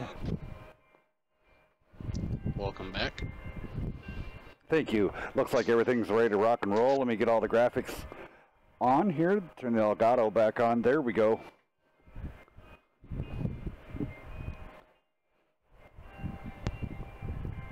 I stepped outside there. Sorry about that. Yeah, no problem. Quick smoke. All right, so this is going to be a good one. 12 Panzer, an eye for an eye. I'm a secret fanboy of Eye for an Eye. These guys put on a great show every time they come out. Mini Vinny is a beast in those light tanks. And then Deuce is in a heavy tank. I mean, the whole Eye for an Eye crew is awesome. And then don't sell 12 Panzer and 36 Panzer short. Those guys are very veteran, of course. 12 Panzer and 360 NA merger. So these guys are definitely all seasoned vets, and we're ready to rock and roll. So if you want to go ahead and roll down the Eye for an Eye crew, their Halo, and then Cutter, if you want to go down 12 36 pans, we'll get this going. All right, looks like we got HK with the E4, Mini Vinny with the RU, Michael with the 140 along with Scrat, Big Ron and Deuces with the E5s, and Cordius Virus with an E100. And it looks like 36 Panzer, 12 Panzer is coming out with the 1390, a trio of E50Ms, and a trio of Chieftains. Sounds great. Love the Chieftain picks. If you put them over there at like the, what is that, G7, F7 area, and well, I guess kind of almost the F6 area. You can do it there also if you decide either side of those tracks right there with those Chieftains with that amazing turret of theirs. That was one of the 3 tanks I was super excited when they dropped. One being the Mouse, and that was a huge disappointment. And then the Chieftain dropped, and that's been nothing but yay all the time. I love the Chieftain. I was discussing earlier, I'm not particularly fond with Eye for an Eye's decision to bring an E100 with the caliber of premium rounds that'll be fired in this match. The turret on the E100 is going to be ripped apart before he has a chance to put off any damage. You are very, very correct, and I mean, at least they did get the better spawn. They could be over there where 12 Panzer is. The E100 getting shoved way out there in the distance, but all right, so it looks like they're going to stay on this side of the railroad tracks for Eye for an Eye, and then they're going to split the duties over on the 12 Panzer side. So we have the E50Ms climbing up to the top of the hill. RU on Mini Vinny go ahead and gets early spots on 12 Panzer. All 3 Chieftains are lit up, and that means Eye for an Eye know that these Chieftains, being the only tanks lit up, are going to be by themselves until the mediums are going to catch up to them over on the east side of the map. Now, 12 Panzer has already rotated. Instead of sending the 50Ms up top, they went ahead and just shot them straight up to 7 line. that is correct. They could be getting a crossfire, and it's probably the best play they could have made right there, because if not, the 140s could have came around behind the Chieftains. Oh, Mini Vinny. Looks like we have a fight between Mini Vinny and the AMX 90 from 12 Panzer, both getting a trade-off, both disengaging. Now the E5s are here skirmishing with the E50Ms and the Chieftains. The E5s, I believe, are going to be in the advantage here, as their hatches are near impenetrable at this angle. Well, and the weird thing is if, you know, 12 Panzer, they do get the shot in, I mean, the commander's hatch is very, very susceptible to the sabot rounds of the Chieftains, though. So, I mean, we'll have to see. And if we look here now, for Eye for an Eye, they positioned HK in his E4 all the way in the back of the map. Now, 12 Panzer is pushing an E50M to try to sniff out a flank, but it looks like it's going to be answered by Michael. However, Michael is spotted, so he is getting poked from the middle of the map. E4 still not spotted, and they're not sure where he is, so if this E50M overcommits, he will be knocked out early. Michael's going in. Oh, he's Shack B, going on a one-on-one. He scrubbed off all of his speed going up that hill. Michael on the side plate shots on this E50M. He's not going to be able to get consistent pens on the 140. HKS is coming over. Like he was tracked. It's going to be a close fight. We have in the center of the map one of the E5's, Big Ron, losing a lot of health in the trade fights. E5 taking pokes from their Chieftain. Well, and then now Eye for an Eye, they are completely behind them now. Scrat and Vinny both, they are detected, so 12 Panzer knows that they're there. So, ooh, good shot into Marine there. Hit. Yeah, that had to be. Was that E4? Yep, that had to be Yes, I E4. think it I believe was. so. Now, Big Ron keeps on turning his turret off to the side to look at House Dida. And I believe that's what cost him half his health. Down goes Marine JP from a great shot from E100, who's surprisingly holding his own in this fight very well. Oh, we're going to get a big hit right here on the side of house from the E100. Ooh, Big Ron taking double hits and Big getting Ron takes Amaranth. two I think massive hits. There it should is. be going Big down hit this into round. House of Die from Virus. And now E100 pushing into the E50M has him rammed and I believe tracked. No, not tracked, but the E50M's unable to escape the E100. Big Ron going And down. down goes the E50M. Now the E5s are in a can't- bit of trouble here. Chieftain are I can't completely count that. positioned around them. I think E5 taking it's some big possible. hits. That E100 could be 3 marked, actually. I think it is. There goes Jip. 12 Pens are choosing to completely ignore the E100, and E100 just gets a free Oh, kill man. with no punish. Down goes Michael. Chieftain pushing into the E5 with the health advantage, but the E4 with a massive side Oh hit. man. E5 decides to push E5, into the Chieftain. he is The Chieftain pushing has him better out. reload, The but he Chief- pushes him in front Yeah, of the the E100. E5 the whole time was Deuces was pushing him out to get him the side shots for the E100. Great teamwork right there. And it looks like the AMX-90 is going to go down. This will be a round for eye for an Oh, eye. double miss. Run, Dunk, run. Oh, no. He's dead.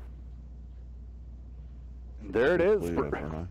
First round going off for eye for an eye. Wow. You know, Hells, that's just another thing that reiterates the way the competition has grown and the way these guys are paying attention to how people play and just the experience that's helping them out. That play by the E5 to go ahead and push that Chieftain back was just probably wasn't going to be a game changer, but that's just a very smart play that you don't see on the fly a lot of the time. Yes, very correct. So I'm looking at the stats here for Viper. Virus in there, out of an E100, 10, 9, 8. You can't complain for that. I mean, 4,600 damage, Definitely cannot. only missing 2 of his shots out of the 10, and damage blocked coming into that 2380 for Virus. So GG's to him, man, for making that tank work. And yet Yeah, again, E100 worked. yeah, and then no less to HKS and his E4, 544, 2,800 damage out of there, and then over here, Ninja in his Chieftain though, pulling a 3K. 8. Wow, I don't like these numbers, but okay, here we go. So interesting, pulling out 3K, but he 18 shots fired, 16 direct hits, but only 8 pins. How much Now health was he looking back into firing? the game, big reason that the E100 was able to perform so well is Chieftain, when firing premium rounds, doesn't actually fire heat. It fires higher pen APCR, meaning the angling on the E100's turret in those planes cost them a lot of bounces. Yeah. If it were the E50s firing into the E100's turret with heat rounds, that would have been a much different story, but the positioning was perfect for the E100. Yeah, the Chieftain's running. I mean, essentially the premium round for the Chieftain. It's a Sabo round. Yes. It was everybody threw a big stink because them bringing out a semi-modern ammo type. But yet again, you could have the Sabo all you want against that E100. Everybody's like, oh, you just rip right through it. Those Sabo rounds, the only place that I know that successfully at distance pins the E100 is the low plate. Big reason being that Saber rounds, mechanically, they don't have any angle normalization. Now, had it been a heat round, those aren't as affected by turret angles as much as APCR Saber rounds. So, again, with the E100 at the angle he was, they could have pumped as many of those rounds into him as they wanted, but only a heat round would have penetrated. Very, very correct, sir. So, okay, here we go. Switching sides, let's see what tactics are going to change. Let's see if the Virus is going to bring out that E100 again. That's going to be interesting. see here what they pull out. There's the E100.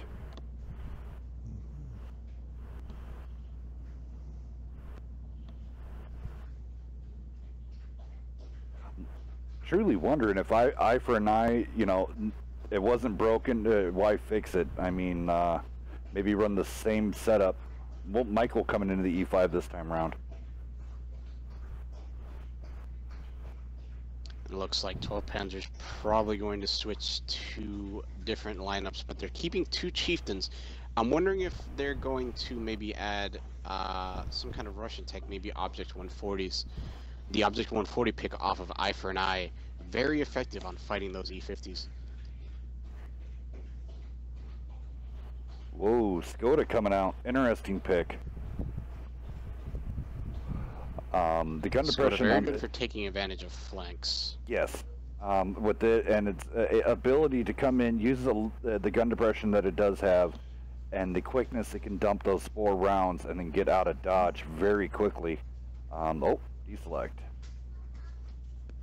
Mini Vinny sticking with the rule. 12 Panzer having second thoughts about the TVP. I like teams that reach out of the norm when it comes to tank picks, though. I feel like if teams could bring in new tank picks that people don't often pick and make it work, it changes the meta rapidly, makes it diverse. So we see all these different maps or these different tank comps put together. So I honestly would like to see it TVP, and I'd like to see them make it work. Eye for an Eye waiting for one more tank here. 12 Panzer only having up 4. Whoa. Tortoise? Maybe it was an accidental pick, but I would have picked a I'm Skoda. not entirely sure. I mean, that would have to be an accidental pick. Yo, this is what we got going on right now. As per the rules, once the tank is picked, it is locked in. We do allow the people to change. They went ahead and did that the first round, and they were able to change it out. And then I went ahead and asked if they wanted them to, you know, we're going to lock the tanks in after they're selected this time, and Chip went ahead and selected the Tortoise early, so he's going to end up playing the Tortoise this round. Ouch, that's a huge hit point disadvantage now on the pool. I mean, well, not really. I mean, the Tortoise should have more hit points, but yet again, it's going to take that thing the issue is it's not going minutes. to move very quickly. Yeah, it's going to take 5 minutes to get in the fight. Even if it doesn't get in the fight, it can be poked out very easily. E5 is able to just poke over the ridge, get free damage on it, and there's nothing the Tortoise can do. It can't angle its armor to be able to bounce off those heat rounds. Yeah, I mean, a Tortoise, that's a huge mistake. And then a 50B, I mean, 50, I mean, I think it would, if I was going to go with the autoloader heavies, I would have went with the T57. Unless you plan on going on the flank with that 50B. I don't know. But it's going to be interesting. Let's see what they do. 50B is a very fast vehicle, so it is possible that they're going to try to maybe push a 3-tank flank with the E50Ms and 50B. Maybe they're trying to work with the Tortoise pick. Maybe they're going to leave the Chieftains behind, leave the Tortoise to watch their flank, and have these 3 tanks move up behind Eye for an Eye, maybe able to focus out some of the mediums or even the E5s before they get a chance to get into the fight. Now, here's the good thing. I mean, with the Tortoise, me being a caller, I would throw it out there on that B6 line. So that's an extreme distance. You probably might get some good bounces at extreme distances with the Tortoise. With that DPM running APCRs, it could work. I mean, because the Tortoise doesn't need to be in the fight. You could park where the E4 was and trying to pin the hatch or anything like that. I don't know. This is going to be interesting. So really fast here, I'll go down the Eye for an Eyes, and then Cutter. Who did 12 Panzer last time? I think I might have. Halo is doing a great job, man. You guys just fly through it real quick, and we'll get this thing busted. All right, Halo. Go ahead and bust down that 1236 Pans. All right. 12 Panzer. Whoop. We have a deselect on the Tortoise. I guess I'll call out the rest of the tanks. We have Donk with the AMX 90, Marine JB with the E50M, Shaq B. Or do you want to wait? Yeah, they Eye for an Eye just went ahead and said, you know what, man, let's make this a good fair fight. And Jip, go ahead and unready the Tortoise and ready up in the 10. So there we go. Yeah, yeah, great sportsmanship coming from that end. Rez said, saying he has Sour Patch Kids. You lucky SOB, that is actually my favorite candy in the world. I buy them by the 5-pound bags, and that 5-pound bag will last me two months. So, all right. So Eye for an Eye rolling out. All right, looks like 12 Panzer's ready. Go ahead, sir. All right. Donk with the AMX 90, Marine JB with the A50M, along with Shaq B, Jip with the TVP pick, Ninja and Rex with the Chieftain, and Dan the Car Guy with AMX 50B. All right, Eye for an Eye rolling out E4 from HK. Minivinny in the Rue, Deuces 140, Scrat 140, Michael E5, Big Ron E5, and Virus coming in at that monstrous E100. I want to say welcome, everybody. Thank you for joining us here on Friday Night Fights, brought to you by WNF Productions. Shout out there to www.acornesports.com. Get your nut on. Go over there and check them out. They got some great merchandise and everything that a gamer needs. Another big shout out. Come up with a bunch of different catchphrases for them, but I'd probably get banned off Twitch. Yeah, I mean, I push the envelope. I truly do. Oh, the E100 gets the bad spawn if they. I hate E100 running chocolate. Curiously enough, yes. If that E100 gets set on fire, he will most likely die in seconds. E100 taking massive ticks off from fire. Let's see how they deploy. So I'm wondering, okay, they put the 2 Chieftains from 12 Panzer like right here and throw all the mediums up top, or are they going to go put all the mediums on the 2-line push? Looks like they're moving the mediums over to the 1-line push, and we have TD on the E4, and looks like the 140 maybe going to scout the one side too. So the pair E5's going right where you would think they would. Let's see if Donk spawns up. Here we go. All right, so E50Ms and AMX 50B doing what I thought they would, and they're grouping up, possibly preparing for a flank, but not completely sure where their team is set up. Looks like the 140's been spotted off of Eye for an Eye. Scrat taking a big poke, or a little bit of his health. Hopefully he'll be able to pull out. Looks like the E4 is also spotted.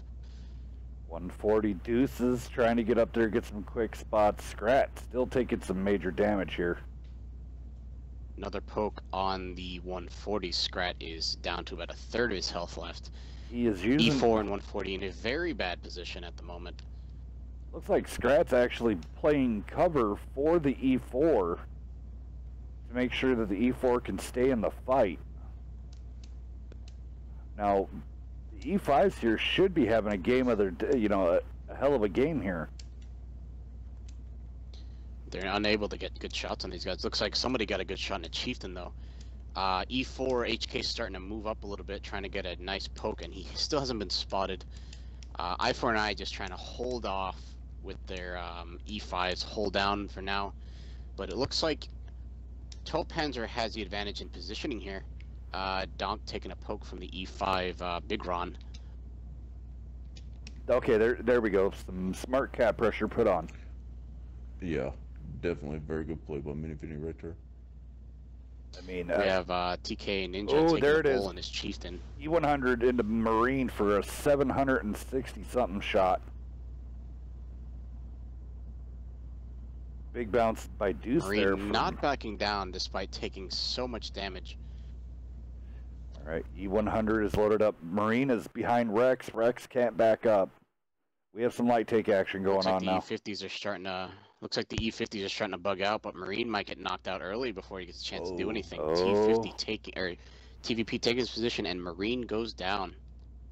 Minivinny and Donk going at it here really fast. Take a peek. He keeps missing, but he got him with the ram. He got him with the ram.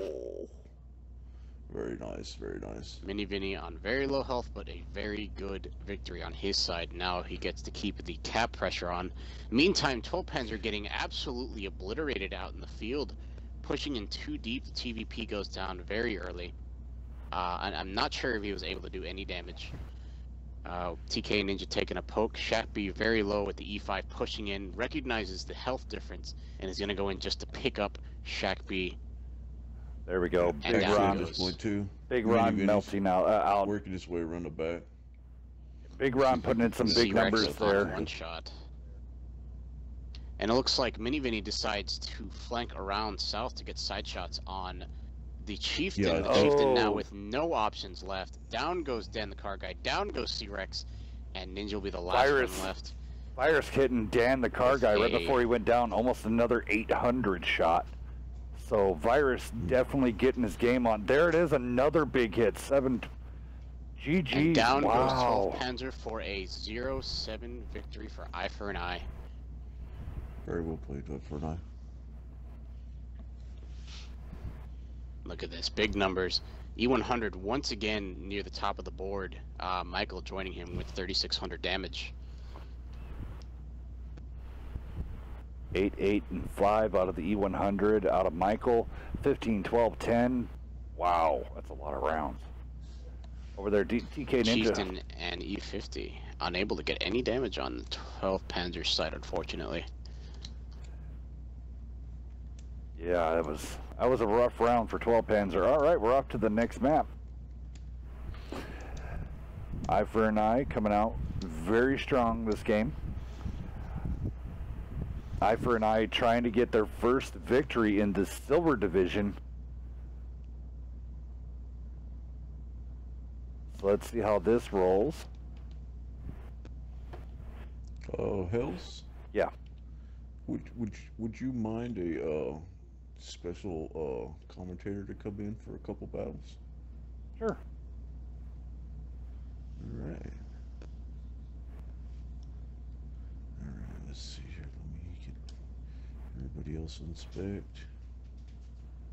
Now this is 12 Panzer's pick for map steps. Great pick. Really enjoy this map right here. So far, Eye for an Eye has been just raining hell on Panzer, or 12 Panzer with the E5 E100 combo. Unable to penetrate the turret of the E100, and the E5's just consistently putting in free damage as they are able to get away without taking any punishment. Give me just 2 seconds, guys. It's a little bright on the stream. I'm going to darken it up just a little bit. There we go.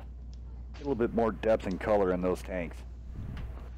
There we go. Looks a little bit better on the stream now for you guys. Django Fed. Hello. What's going on, Django? Not much, man. How are you? Not too bad, not too bad. What? Nice to meet you. You have the night off? Yeah, I'd like to introduce my my Oh, son to the World of Tanks. Your son. That's me. The son that he always wanted. Something like that. Alrighty. Well, thank you for coming in there. Hope you have some fun here. Yet again, Django here. This is Halo. So. Hello, hello. Oh, did we lose Django already? Don't think so. No, he's still in here. Alright, I'm back. My bad. I just broke everything on my controller. Oh, Yeah, I'm whoops. Cutter's son, though. And then, so. Well, it's nice to meet you. Yep, Django, that Nice is. to meet you, too. That's Halo. Interesting here. Get some Alright, so really looks like good we early have, tank selections. Yeah. Yeah, Really looks like we good got early 2 tank bat chats selections. off of 12 Panzer.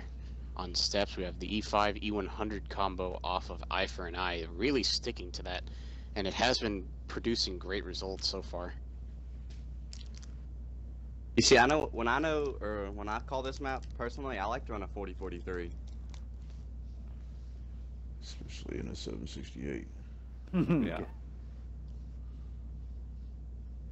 That 4043 already. would be an interesting pick. The only thing you'd have to be worried about is you'd be one tank down in terms of fighting. So if the enemy team would decide to push hard, you know, they'd be in a bit of a health advantage unless the 43 can get some really decisive shots. Well, and it's one of those, I mean, like, Eye for an Eye could pull it out, with that E100 making up a lot of the hit point pool. Well, one of the reasons Artie would be so good on a map like this is you can really turtle up in like the C7-8 area, and then they can't really push you because they'd have to go over so many hills and everything. They would just bleed hit points. E50s, E5s, yeah. 12 and 36 Panzer coming out yet again strong with the 3 Chieftains, man. I haven't really been liking the Chieftain picks so far. They've been they haven't been able to put in damage on these E5s and E100. I feel like they need to add a bit more armor to their comp, or else they're going to keep on falling flat when they go into a turret fight with these E5s. Yeah. The M4043 pick for Eye for an Eye right here would decimate those Chieftains. Oh yeah, everybody got Looks like they're going for the 2 tier 9 pick though, with the E50 and bad shit AP. I do like the E50. Oh. Can't go wrong. E50. Now, Eye for an Eye has to be careful. If the E50 and the Batchat AP decide to go up against 12 Panzer's 2 Batchats, they could go down very quickly, as they'll only have 1 autoloader versus a 2 autoloader battle going on. Not a fan of the 113 pick on this map. Definitely a weird pick, that's for sure. I mean, with it being so flat and the gun depression not being there. Yeah, definitely not enough gun depression. Always take. You could run it with the bats. I mean, and make it it is a flanking heavy, and it is a fast heavy. That is 2,300 hit points. Yeah, good hit pool. So I mean, and it hits like a friggin' Mack truck. So, only downside to that tank, it is a matchstick. Definitely have to have. So far, Eye for an Eye have been on top in finding the overmatches. If they do decide to push around with the Batchats and 113, Eye for an Eye might catch the overmatch and just push out the Chieftains.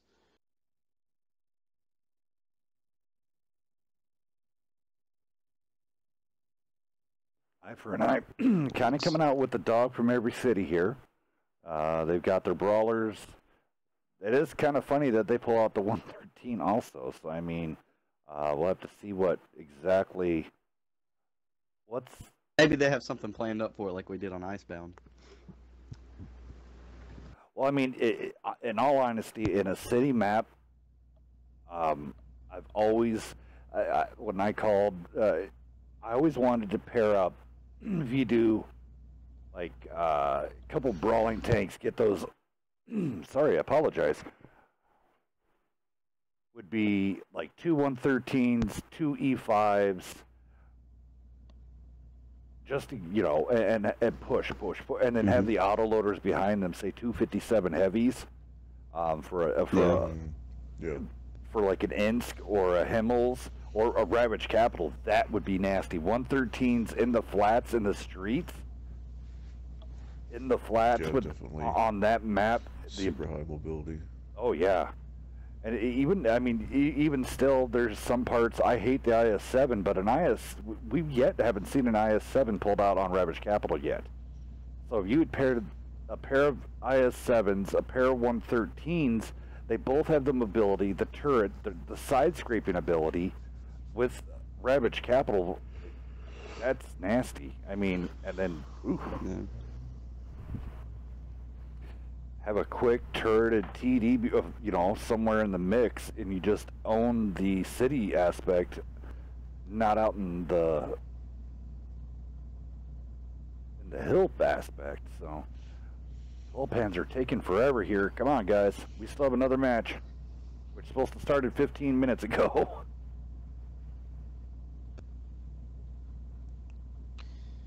Well, in the meantime, Eye for an Eye ready with a very flexible comp. Bat Chats and E50, E5s and E100. Only one of those tanks, being the E100, is going to be lagging behind any kind of deployment that they decide to do. And here we go, 12 Panzer with the IS-7 as their final tank pick. There's some good spots for an IS-7 here, though. Same for 113, so Yeah. it's going to be... Well, okay, well, Django, you want to go down the 36 and 12 pans and Cutter roll down the I for an I?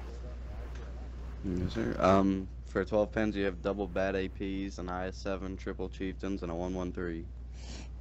And I for an I is bringing out a Tier 9 E50, a Batchet 25 TAP, a 140, a pair of E5s, an E100, and another 113. Alrighty, guys, do or die situation here. 36 and 12 Panzer. This is for some rankings and some bonus points in the Silver Division. If they get 3-0'd, huge bonus points going towards the I for an I teams. So I for an I wanting to get that 3 and out. All right, let's see. Definitely. Yeah, Interesting spawns here. If I for an I decide to go straight for 12 Panzer, if 12 Panzer decides to go for the point, their chieftains are going to be lagging behind and are very vulnerable to being shot in the back by these 140 and E50. I have to get with you, Cutter. I have a hell of a strat for this map that you might actually like. Nice. Real nice. Actually, let's see if they're going to do it. Nope. Looks like 12 Panzer sending their Batchat APs to try to spot across the 4 line.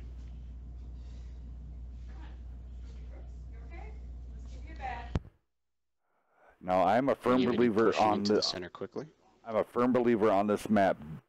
I tell my guys never get down in that hole. I don't like going across there. Nice jump by Deuces there. I don't like getting down there in that rut. You can get stuck Deuces so easily. spotted early.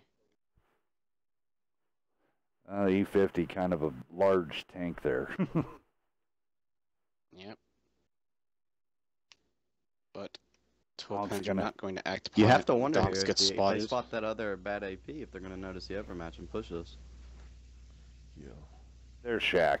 Mini Vinny in a commanding spot position in that bush. Super Batchat bush. APs on 12 Panzer, both spotted.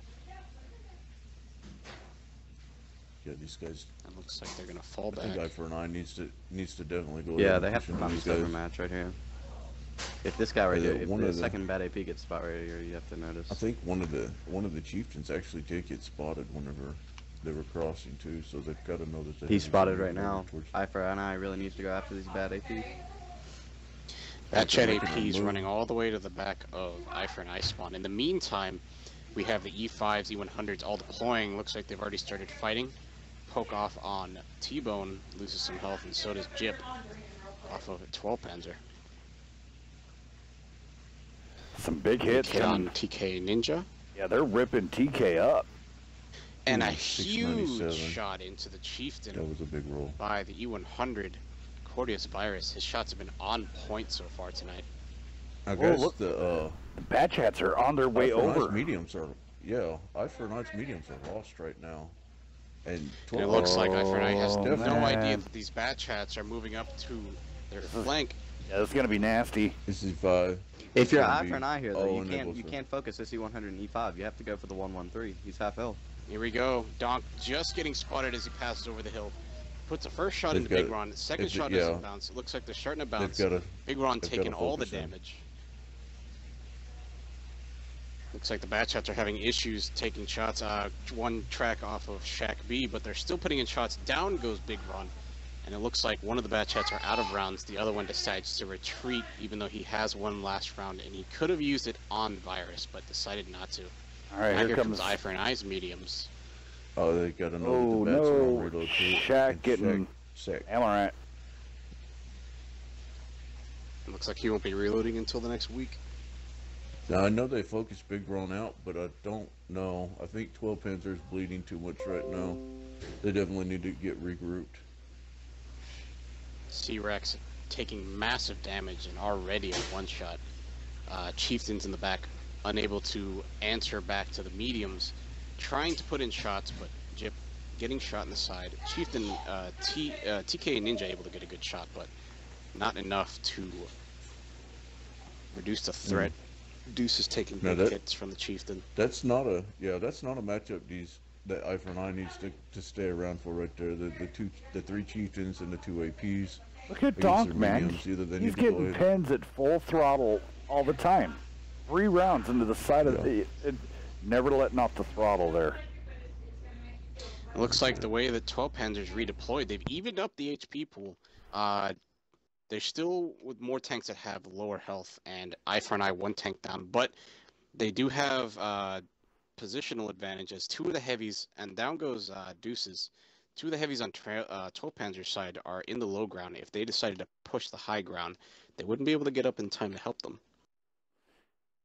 Yeah, most of the hit points still in that IS-7 and 113s down in the valley. I mean, the Chieftains Minividi out of position, Donk and Shaq B pushing in to try to go clip him out. Minividi realizes that he's being pushed on, preparing to try to fight back. Looks like he's going to be going for Donk with 1-shot miss. Still focusing on Shaq ran into a rock. Reload. Donk hit a rock. Oh, Jip going down. Courteous Virus takes somebody down over Scrat the heavy on fire. side. Looks like Eye for an Eye decided to push in aggressively. Courteous holding off the best he can, but T-Bone and Michael pushed in to help the C100, but yeah, they're unable to help him at the moment. And now Dan the car guy has free shots on. Yep, it looks like Courteous turning his gun around. He could have one-shotted the TK Ninja at this point. Maybe he disconnected. That looked yeah, that didn't look a little normal. odd. He was just driving and turning his turret in circles. And it looks like there's only 2 left for Eye for an Eye, and Donk's going to be flanking up behind the 113. Going for the E5, though. There almost had to have been some miscommunication right there, because the 113 and the E5 just pretty much cost Eye for an Eye this one. Yeah, let the E100 get farmed. It got him farmed, and the focus fire on the low health tanks just wasn't there on this match at all. And E5 will go down, and this round will go to 12 Panzer.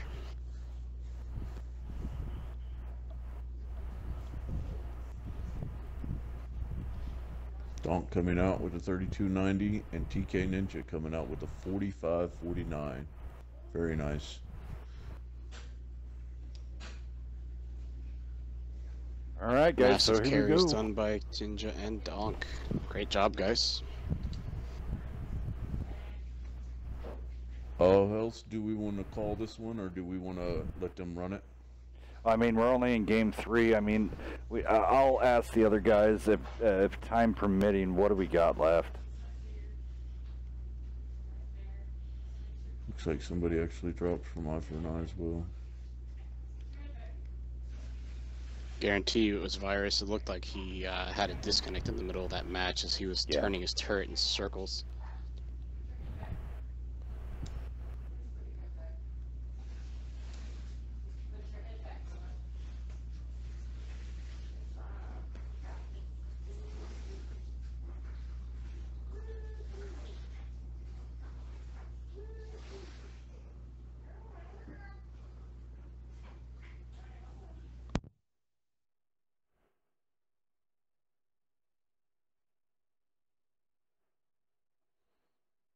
I mean, honestly, right now, I'd like to see if 12 Panzer can pull it out, or if we'll finish this one up.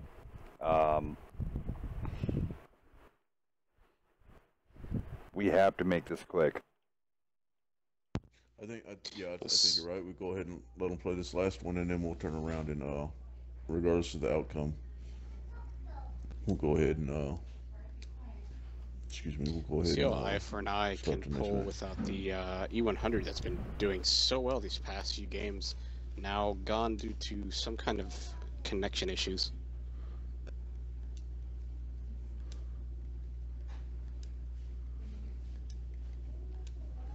And I will be right back. No problem, sir.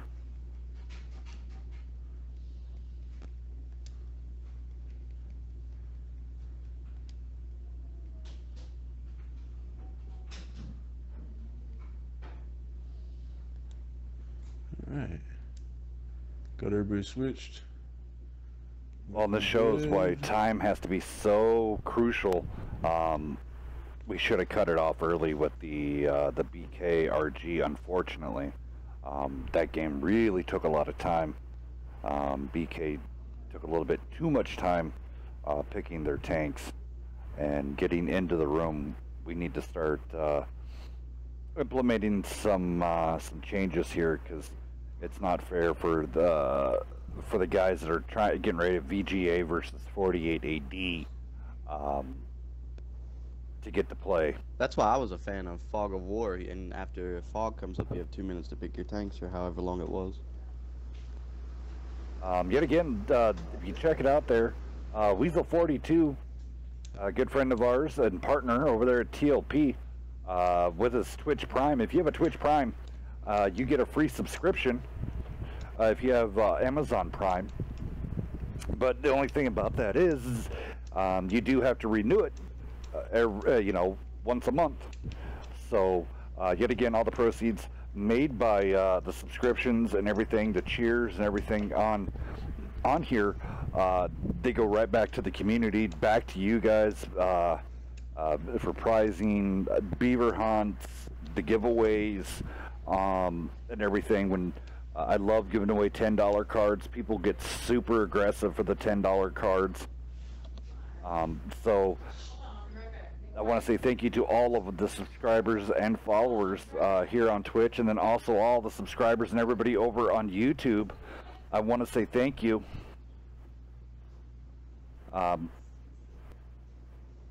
And welcome to Wednesday Night Fights presents Friday Night Fights, WNF Productions.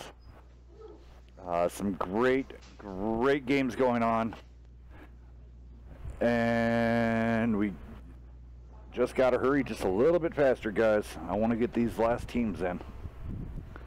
Yeah, I put the rush on them. I told them that we got about 2 minutes to select tanks, so we're just gonna have to go ahead and call this one off and get these other two teams in here to play.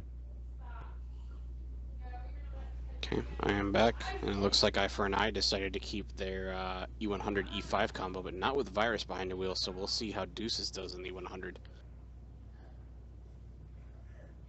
Eye for an Eye seems to be a big fan of the E100 tonight. Yeah, they've been making it work pretty well. The pokes that they've been getting, and the 12 pans are just not acknowledging that it's a threat. Ooh, Eye for an Eye with the Death Star. Wow, very good. Alright guys, I think we're ready. If you want to go down to tanks, I'll get these guys spec'd. We'll bust this thing out, man. Alright, I'll go down my fanboy, kind of a fanboy team here. Alright, for Eye for an Eye, pulling out E4, 183, E50, Batch at AP, pair of E5s, and one E100. Go ahead there, Halo. With 12 pens, we have Donk with the Batch at AP along with Shaq B, Cranky Degree with the IS-7, TKA, Rex, and Jip running the Chieftain, and Dan the Car Guy with the 113. Dan did do pretty well in that 113 last game. That he did. Yeah, he was holding now I'm some. wondering if the 183 pick is so that they could counter the Bat Chat's flanking, maybe try to knock one out in one shot, or advance the front line by taking a bunch of chunks of health out of the hold down heavies that they're going to be fighting. Well, it's always good to see an absolute obliteration of a 183 shot into a Bat Chat. I think it's one of the most prettiest sights in the world. It never gets old, Hells. I don't care if I'm in a pub match, a training room, or watching a random stream on TV, it never gets old. Yeah. I mean, it's one of those. I'm not the biggest fan of the Bat Chat. I am a fan of the 183, and I'm a huge fan of what Hesh does to a Bat Chat. It looks like Eye for an Eye is going to deploy a lot of their heavy hitters down towards the one line instead of cap. This time 12 pens are sending their mediums to cap instead. They're going to brawl. Wow. This is going to be a brawl. Wow. I think they messaged to each other, and they're going to brawl this out. This is going to be glorious. I like it. I like it. I like it a lot. Vinny set up in E5 another 113 already well-placed trading. position in the middle, and everybody's spotted over on the one line, and now the fight begins. Great shots by 12 Panzer so far. Michael taking Good a lot of focus. hits. Wow, Yeah, Michael great getting focus melted. into the E5. Get a little bit Donk and We have closer. JB Cranky Degree. Also We have been Cranky spotted Degree by moving Vinny up on the Vinny. flank. He's going to have cross shots. Well, I mean, and you got to think here, 12 Panzer's pushing, and they're down one heavy out there. So, I mean, the overmatch is two for eye for an eye over there on that fight, because, but yet again, everything's going to change now, because here comes Donk and Shaq. They're not paying any attention to Vinny. They just want to get in there and start melting the 183 is on a backside. reload. Looks like Eye for an Yeah, Eye is they're going to be in a turning bit up. of trouble Oh, here. he's getting clipped. The focus is all into the 183. 183 slowly turning around, able to get away. Stratton, Big Ron Vinny turning around Vinny. to fight the Batchet AP shots, and Shaq down to half Surprise. health. Vinny All right. Vinny's on a Oh, case he of focused the surprise wrong plus guy. 6 though. Yep. Yeah, he definitely did. And he's missed 4 shots in his clip now. Cranky Degree 5 taking a shots and he massive got- hit from the E4. E50 Ram? Nope. Shaq wisely saved his rounds. I like that. So he pops a reload. Donk's almost done with his reload. Nice teamwork. Shaq needs to get out of there, though. Oh, is he going to make it? Mini Vinny reloaded also. All right, let's go over back to the Deuce main is battle. taking heavy hits, down to maybe 3 shot, 183, unable to put in any decisive blows just yet. Cranky Degree down to less than half health due to the E4. Michael getting a good poke on the Chieftain. All right, here we go. Round 2 with the bad chats again. Donk not realizing that Mini Vinny has backup of an E50. Oh, Mini Vinny either miscalculated his clip, but he's on a reload again. Wow. It looks like Donk from 12 Panzer just taking them out for a big ring around the rosy. But now Donk is in trouble as Mini Vinny's about to finish reloading. E50's going to come up behind him. The other Batchet on 12 Panzer completely away from the fight. Yeah, I think they're just trying to say the bad chat AP, and they took their chieftains out of the fight. I think Eye for an Eye just noticed this, and they're starting to push. Donk Big Ron needs to finally get off the going hill, down. Get up there in the front. Deuce is trying to get the finishing blow on Cranky, but Cranky just far enough to where he can't get the shot. Cranky doesn't realize that they're moving up behind them. Chieftain's taking advantage of the Oh my flank, God! Look at the and melting. there goes 2 down. Down goes Cranky, but now Eye for an Eye is on a reload. Another one Down going goes down. the 183 with 700 Ooh. damage, and it looks like Eye for an Eye starting to go down. H4 or HK by himself. We have 12 Panzer Batchats moving up on Mini Vinny. Mini Vinny's not going to be Mini loaded. Vinny's still on a reload. But it looks like they're going to push him I think past he him. They was- could finish off the E5, or maybe not. Possible. It's possible that he got racked twice, because that reload has been on for a long time. Yep, and He's here gotta ram comes him. the Chieftains to Double- sweep up HK. Shaq just rams them just to Now- get rid of it. And it looks Yeah, like 12 Big Ron's Panzer gonna be the just last has too one much left HP left. for 12 Oh, Panzer's bad shot by victory. Dan. Well, 2 bad shots. Is it gonna be He's 3 for not gonna 3? get 3? Three No. bad shots. Wow. Big Ron shouldn't be But alive right he's gonna now, get but shot there it back, is. And Big Ron is down. Great round by 12 Panzer. So VGA coming out here saying, finish your match. We can patiently wait. You patiently waited for us last week. So big shout out to VGA. Thank you guys so very much.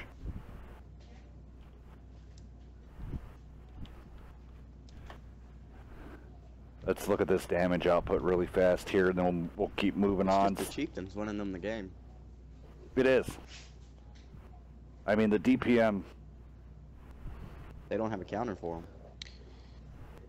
And the E5s and their position with the 100 were getting just poked out by those Chieftains, absolutely. The Batchat as well, fighting with the Well, Michael with did the bounce 50 and Batchat was not a 2100. great combination. Yes, he did. And then, I mean, everybody else was pin cushions, but Michael was doing his job. Let's look over here on the other side. 1200 out of Rex.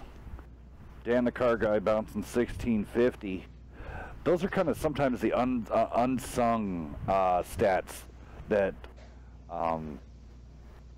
that are not really looked at sometimes for that. So I'm not a big fan of the bad APs, the double bad APs on Ghost Town. I feel like E50s would be better. Yeah, I mean, in that last game, I believe the IS-7 moving up to that rock before I4 could stop him definitely was a huge deciding factor, because they had to dedicate half their tanks to trying to dig him out, and then at the very end tried to push out to finish him off, and that just cost them all the rest of their health.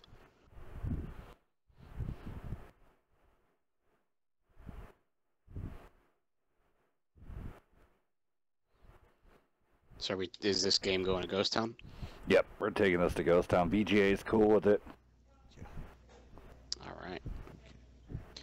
12 pens are already with the double bat chat AP, yep. Deuces with the real bat chat.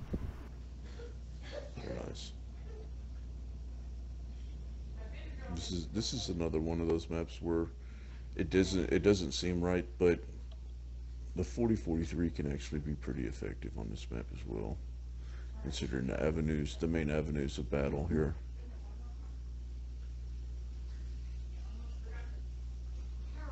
Yet again, over on 36 and 12 pens, or in Chieftains We Trust, they're coming back out with them.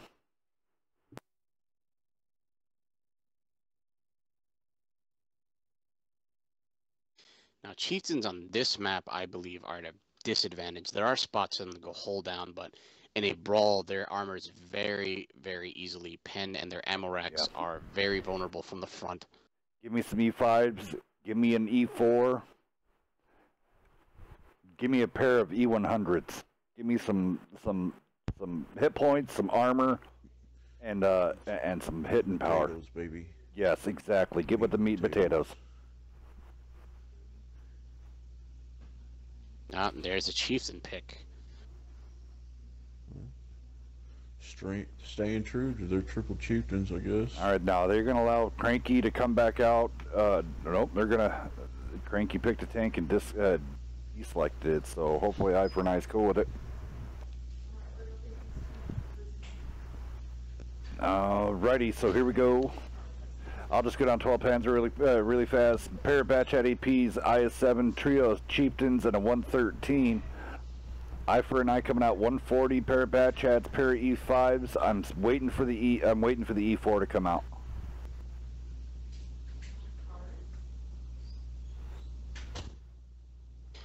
Maybe they're thinking of pulling out the 183 for this round. Who knows? I really don't like the 183. I mean, yes, it could side script, but there's so many positions that it cannot fire. It just doesn't have the gun depression. It looks like they're bringing out double T10s. That's not bad. Very good. All right, here we go, guys. I4 with the 142 bat chat, 25 Ts, 2 T10s, 2 E5s.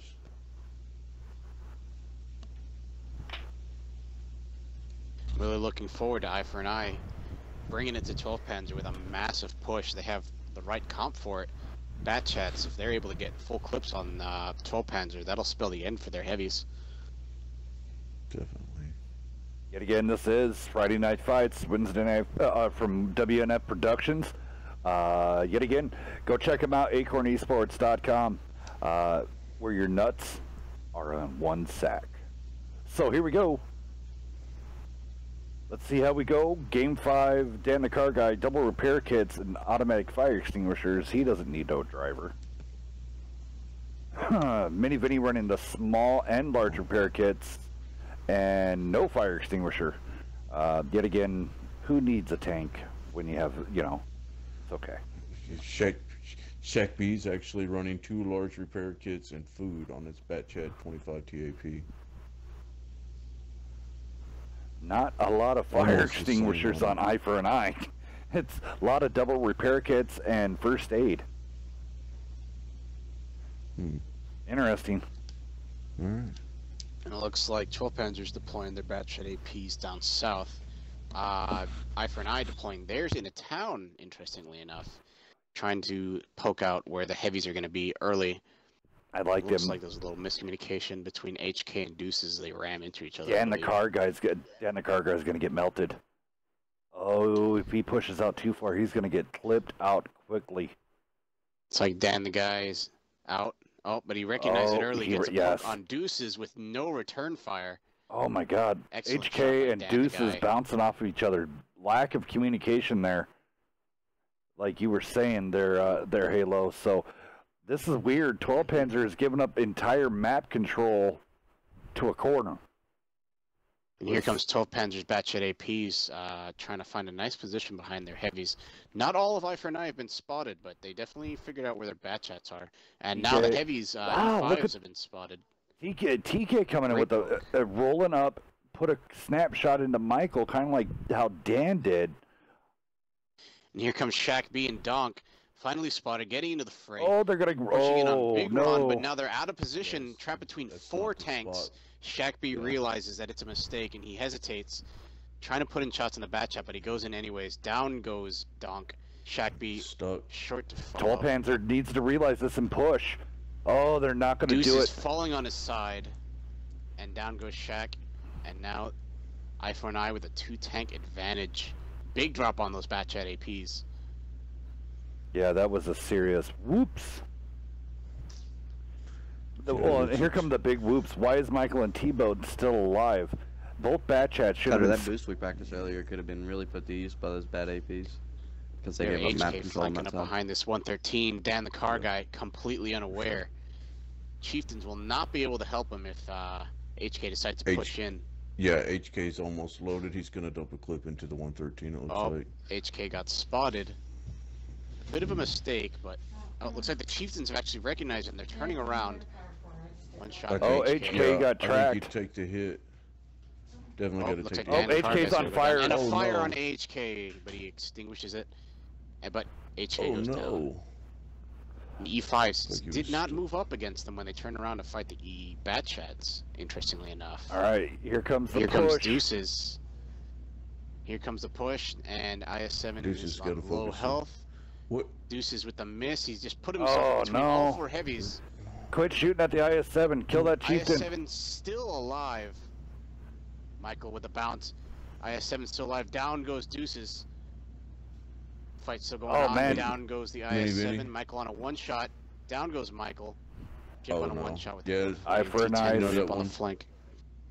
That 140's Down DPM goes right Jip. there, just And Totally 30 and changed 12 that fight. Panzer. How does Seagraves Rex is the still only have one so left. much health? This is crazy. It looks like this round is going to Eye for an Eye with a fantastic end game push. Very sloppy on the push with the IS-7, but they managed to The outdamage Batchet. them and then finish the trades. He should have swapped off. There were so many other tanks he could have got a clip. Batchet has a hard time trying to pin RBRT in the IS-7 with a Batchet. Is very, very tough on the side. Too much space armor, a lot of bounces. So crazy And a big there. mistake was him just going in by himself. He should have waited for the heavies to go in first. Then, while they were distracted, take that time to put in the clip. Instead, he goes in first, loses all his health, and just ends up dying. I mean, 12 Panzer, I mean, other than, yeah, the Batchet screwed up. I truly, honestly think, yeah, the 2900, both out of both chieftains, but they could have had more if they were in E5s. The armor. Yeah, So, any which way, the both armor these, is definitely what decides it. yeah, great job to both these teams. Congratulations, Eye for an Eye, on your first Silver Division win. So great job to those guys. Big shout out and props to 36, 12 Panzer. You guys are great. Thanks for coming out this evening. And thank you for quickly getting the games through. We're off to VGA and a group of guys I've never seen before. 48 AD. Looks like they are ready to. We'll probably go ahead and put Great. VGA left. Okay.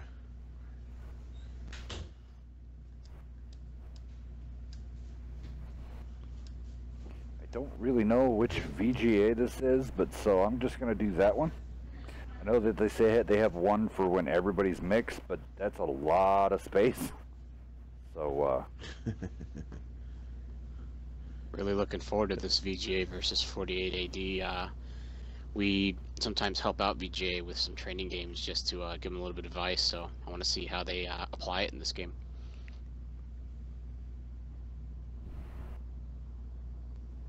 so MLT is no longer there. They're now, alright, so I can remove MLT. Trying to find a... Now, do we know the format for this match? I'm looking it up right now for you guys. Format is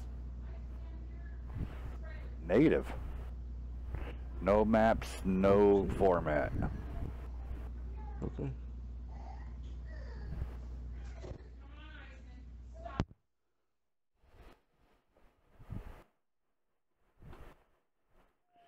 Yet again, hello to everybody out there, Twitch, Ustream, MyStream, YouTube, all across the streaming universe that we hit. Thank you for coming out. Thank you for being here with us on this great evening of tanks on Friday night. Don't mind me, I seem distracted because I'm trying to track down some logos for 48 AD, and unfortunately, I mean, it's...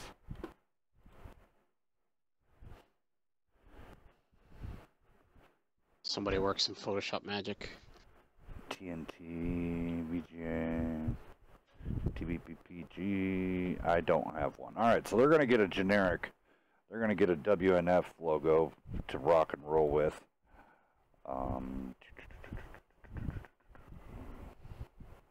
Let's not give them that one.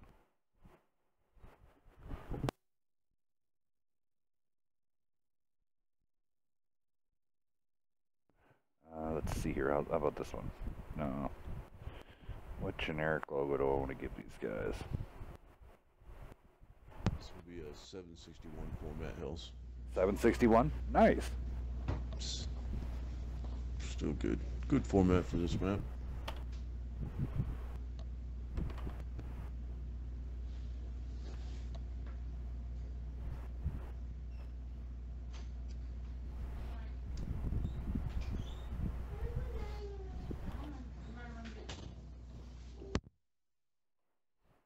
Looks like VGA and 48 are putting up tier 9, so we have VGA starting off with E50s.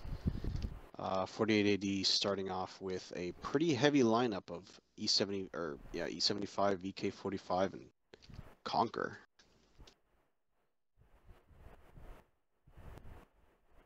VGA going to 3 E50s, high mobility, high DPM, 1 E75. A Spa Panzer, interestingly enough, with that 3-shot autoloader, able to put off at least, I want to say, 720 average damage.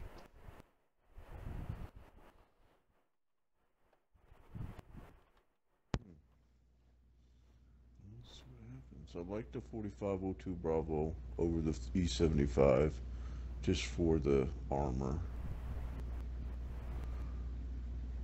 But I don't know if you're going to be planning on fighting head on this map or not.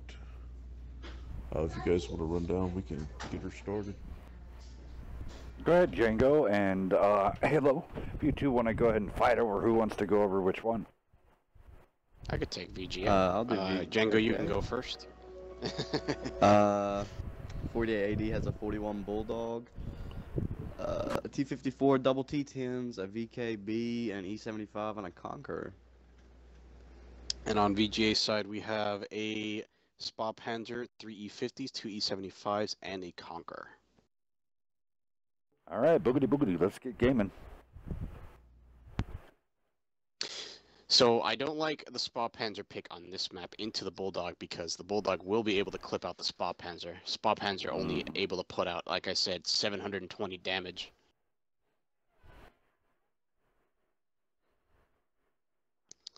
But they could use its, I'm pretty sure it has better camo, so it could probably spot the zero line better than the Bulldog can.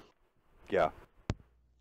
I would kind of be, honestly, with the picks that VGA picked right here, I would be looking for more of a field push from the Spa Panzer and the 350s. maybe holding your E75s back a little bit around B5, B4, not getting too deep into the city. This is for bronze. 48 AD is trying to establish their points for the bronze division, and the VGA just coming off a great tournament, getting themselves some good points and stuff like that. Wolfie, I recognize a couple of these. iSample and Wolfie already running in and ramming each other. It's like 54 on 48 AD side is going to be the first one in, posting up to the building to try to get spots across on that 5 line. Yeah, somebody's been watching some video. There's the E50, the E75. Wolfie and Duck both spotted. Both. Unicorn also spotted. Does that look familiar, Django? And a yeah, he's fantastic getting that shot spot in a into 113. the T54. Wolfie Unicorn with a great shot. I didn't think he that could was get a I used shot to to get in that that guy. spot in a Yeah, 113. yeah, that was an amazing shot from an E75, man. It looks like E50s from VGA side have already set up positions in the town block. They won't be able to win a poke fight with these T10s, especially where Jam is. He's completely hold down against these E50s, so they have to wait until the heavies can somehow push them out or wait for 48 AD to slip up, and Wolfie takes a poke from the T10, pulling out of the town. Okay, now they're rotating their E50s now. All right, I'd like to see them. Actually, I think they should have took a Muscle left. here needs to rotate there. There you go, Muscle. Rotate out. Get that body facing left. Get some good side scrapes going. That's what that tank is built Looks like for. we have Pizza Eater and Wolfie pushing up into the flank past the heavies. 48 AD unable to put pokes in as they pass by, spotted. The E75 here could get. Oh, Wolfie. Ooh. Bulldog pulling in to try to get side shots on the E50. Sample much closer into the town block. Very dangerous position. If those E75 and T10 decide to push out, they will knock him out. Yeah, Lang Wolf is just going to get melted right there. Got him Down stuck goes on the Lang train. Wolf. Yeah, E75 from VGA pushing up to the VKB. VKB hasn't taken any damage. Oh, guys, what are you doing with your light tanks? Gray is running down the 1 line, possibly get a flank going. Dampus and Fluffy Meantime. Unicorn running into each other. It seems like a little breakdown of communication going on here. In the meantime, VGA Sample on very low health. E50s pushing into the flank, but Wolfie goes down immediately. Great focus. Putting That was himself a out nice of double position. tap, yeah. Yeah. And now the T54 is free to move around behind the Conqueror. Looks like VGA has himself in Oh, a bad Muscular, position. don't poke all the way up, man. Dampus getting a good shot at it. Now, if you're this Tinsley. T54, you have to push around and kill this Conqueror. Pizza Eater Looks like what taking he's gonna massive do. hits from the T10 and Conquer. E75s unable to make headway into the VKs and the E75s in the town. Now the T54 is going to come and sweep up these E75s on VGA. .54 running out. He's going to go kill Gunsmith. Tinsley and Muscle going to take out Unicorn here. GG's first round going to 48 AD. Very well played, guys. Very strong match by 48 AD. I didn't like the E50s positioned in the town. I feel like that was too much close space. They were unable to take advantage of their speed and DPM to make an impact in that match. Very, very good even damage spread right there by 48 AD for their workhorses. Yeah. I do want to see, though. Cutter, What? quick question. Is Evil on our team for the tournament? Should be.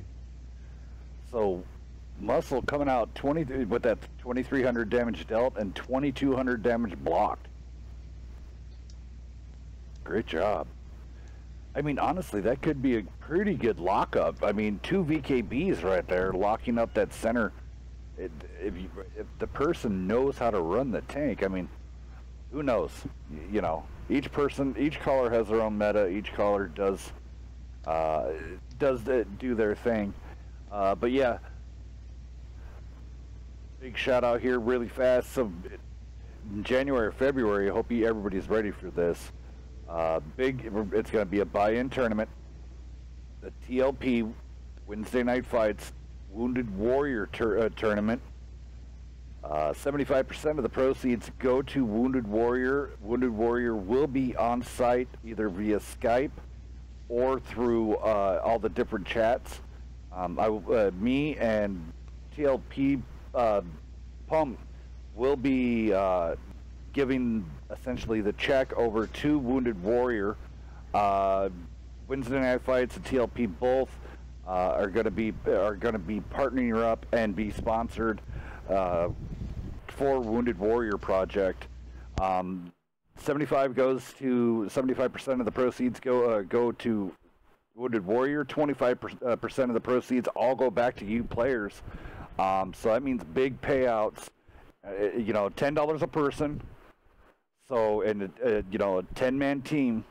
So there's $100, and we're gonna try to get everybody and their brother into this. We're gonna set it up for either be a 32-man or up to a 48-man team. So you do the math. That's a big pot. So is that a 2v2 Hills? No, that is that would be a 7v7 tier 10s.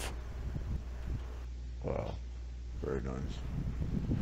So what kind of buy-in are we looking at? $10 a person. So $70 a team, pretty much. Yep, 70 now, okay. And so the way you look at that, for your $10, essentially, $8 of it's going to go to Wounded Warrior Project to help all the disabled veterans and veterans that are out there, and then $2 go right back into the pocket of the players. So 10 to 3, somewhere right in there. I mean, 25%. So let's go down these tanks really fast here. Cutter, go ahead and do VGA, and I'll roll down 4880. Okay, VGA is bringing out a Tier 7 Premium Lycan, a trio of E50s again, a pair of E75s, and a Conqueror. Over on 48AD, Bulldog, T54, pair of T10s, VKB, E75, and a Conch. It looks like the same loadout. So here we go, and then yet again, shortly after this match, what's going to be going on is Weasel's going to be going through, it would be War Stories with Weasel. We auto-host him, so definitely stay tuned for that, guys. And then also, October 4th, we got the fantasy draft, World of Tanks fantasy draft coming. If you're a big, giant fantasy football player, it's coming here live. That'd be in October. Then after that, the 2v2 tournaments are coming back. We're seeing what we're going to do for there. That might be a small buy-in tournament, but we will be paying from 1st to 8th place for that one. And then after that, we have the Friday Night Fight Cup. Yet again, last year's last cup pricing was $150 to the winning team. This year, it looks like we're going to go with $250. And that is a non-buy-in tournament. So yeah, that is $250 paid out to the winning team. That would be in November, and then December we look like we're going to have another tournament for the silver division coming up fast. So definitely stay tuned with Wednesday Night Fights. Here soon to be your tournament headquarters. And now we have VGA moving their E50s into town again. 48AD also moving every single one of their tanks, and we have the scout tanks Lycan and Bulldog both sitting in the field. Cutter, we should lose until December, that way we can play the Silver Division tournament. On going back to the fantasy thing, Hells, I've actually been putting together a little tips and cheat sheet. So if anybody's having a problem with their lineup, I'm gonna go through basically some of these guys that have been playing week after week and kind of give these guys a little bit of help with some of the top damage dealers that's been going around right now for the teams that have been playing. Yeah, so everybody, if you're really wanting to get into this, so that is a tier 8 premium tank that you get for that. So definitely check that out. Looks like this is going to be a no-nonsense, no messing around, straight up in your face fist fight. They're going UFC style on this one. I still don't like the positioning of the E50s, but it looks like so far they're making it work. Dampest Duck taking 2 big hits, one from the T-54 and one from the E-75, unable to return damage to either one. You could definitely tell that 4880, before they even ever appeared on Friday Night Fights, or they've obviously been practicing focus fire and positioning for their tanks. This seems like a pre-built team almost. VGA, Sample and Wolfie on the one line, fighting the Conqueror and T-54, but taking very heavy hits. Wolfie possibly going to be going down very early in this fight. Dampest Duck on a one-shot. Fluffy Unicorn attempting to poke the VK, but unable to answer. Langwolf almost got in big trouble there. Almost running into the E50. That would have been certain death. And 48AD flanking around the square that VGA controls. Now they're in a completely flanked position. We have Fluffy Unicorn over here getting focused down by 3 48AD members. Stout Castle taking massive damage. Sample in a one-shot. Dampest Duck in a one-shot. Very bad situation for VGA. VGA relying too much on this holding this corridor. I think they put too much into putting everybody in here and making it essentially what they used to call in the WCL the kill box. It looks like the last heavy left is Unicorn, and Lycan's going to go in to finish himself off. The 54 will always trump the E50 in this type of scenario. The E50 just has no turn radius. The refrigerator can only move so fast. Nice damage spread across the 48 AD. I need to find out more information about this team because they are literally coming in and obliterating VGA. VGA not playing bad. Solid strats, but 48 AD coming in, I think they're a little bit more than what people think. I recognize a couple of the names on 48 AD's side, so.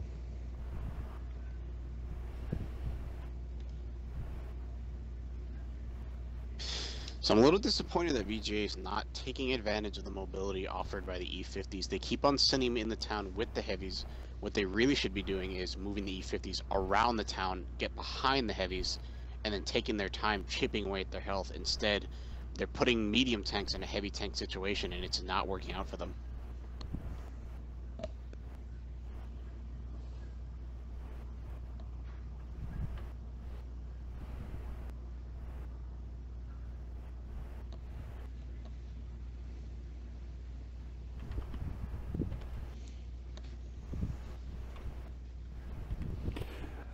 Interesting here, 48 AD not showing up there. Okay.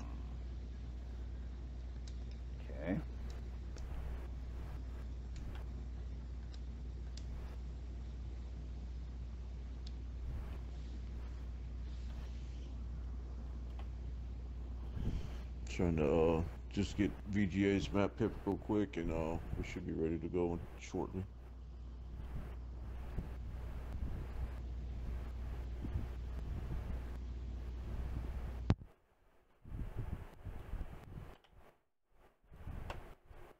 I'm noticing that 48 AD's strategies are usually just to set up a big fat stone wall and just not letting VGA push through. Making great use of the VK-45's armor, practically unable to be pinned from the front, and using the E-75s to just get free alpha damage pokes on VGA, who's just trying to get flanks, not letting him in.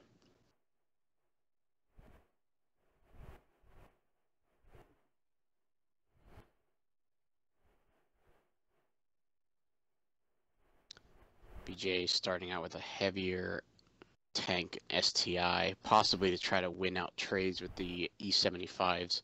Definitely a good choice here.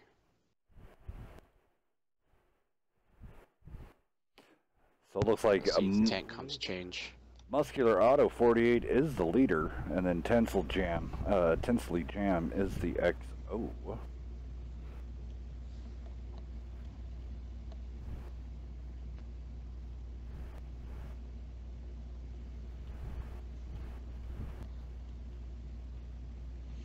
48 AD, very well organized. Just as soon as the map popped up, these guys are selecting tanks and getting in, man. I really like that. Interesting. Cutter, you'll find this interesting. Posting it up in the staff channel.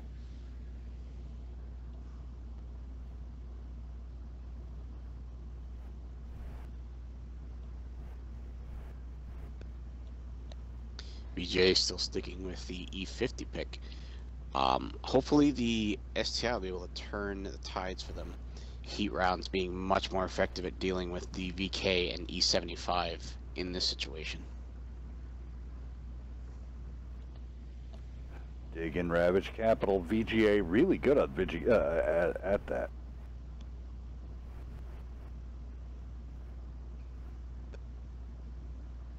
Let's see, we're just waiting on tanks picks for VGA. They're probably just having a big discussion on how they should be treating this situation. I'm thinking that maybe they're going to try to pull out a more defensive style on this map. Ooh, a surprise pick T30s and T54 E1s. Wow. Oh, here, so you don't have to open it. Yeah, I got it.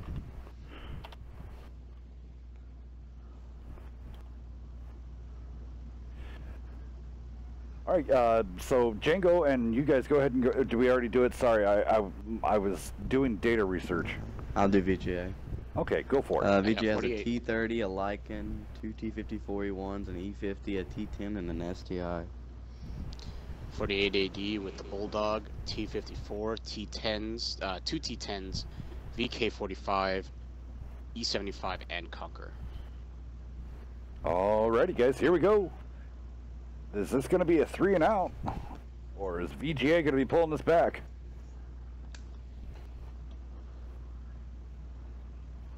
So far, 48 AD coming out very strong with their stonewall technique, just not letting VGA push up anywhere past their line, and just ripping them to shreds the second they get close. Yeah, this kind of 48 AD kind of reminded me of the 85 Bears. Sorry, 86 Bears. With their the pressure that they are applying. So let's see what happens here. VGA well trained on Ravage Capital though, so let's see what happens on this one. I'm pretty excited. I really like this map. Just loads and loads and loads. Yeah, this is even though from moans and groans from everybody, this is a staple map for Wednesday night fights. I don't think any other people ever run it at that time in scrims or in a stream type event, and I'm glad that we've adapted this map to a lot of things, and it's worked beautifully. 2v2s, tier 5s work on it. 10s work on it, 8s work on it. It's just insane. I like this map is so versatile. I like this. Both teams early on going ahead and trying to take control of the north side of this map, man.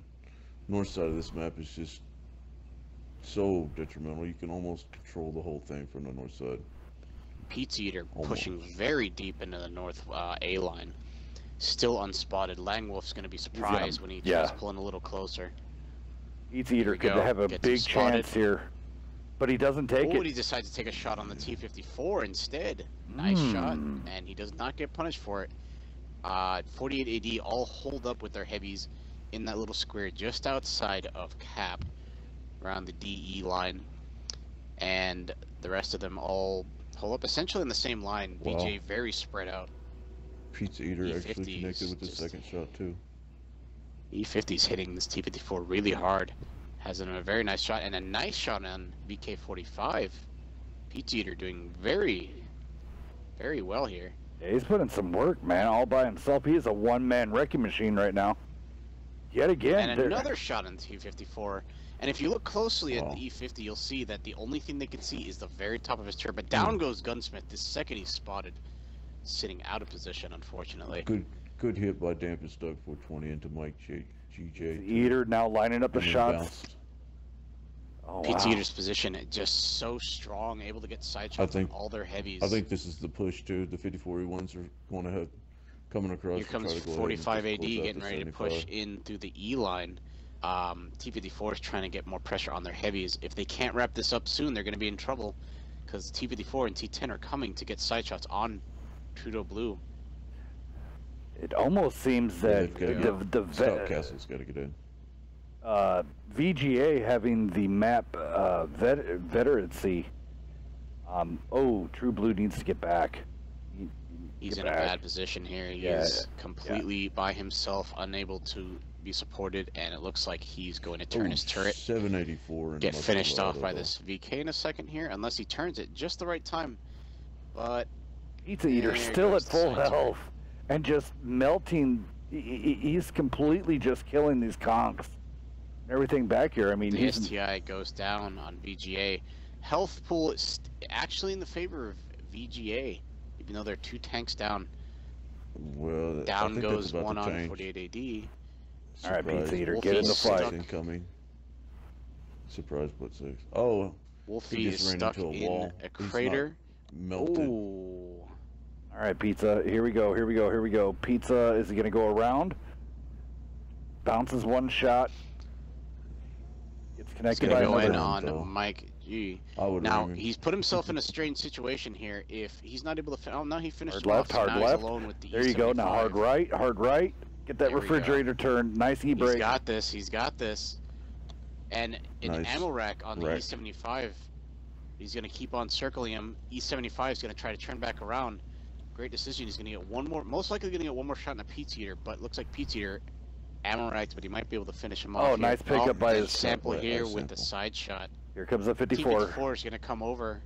Doesn't realize that the E50 there we go. Pizza Eater sees him fire, and here he comes. Oh, but it looks like he's pulled back. It's going to be very close.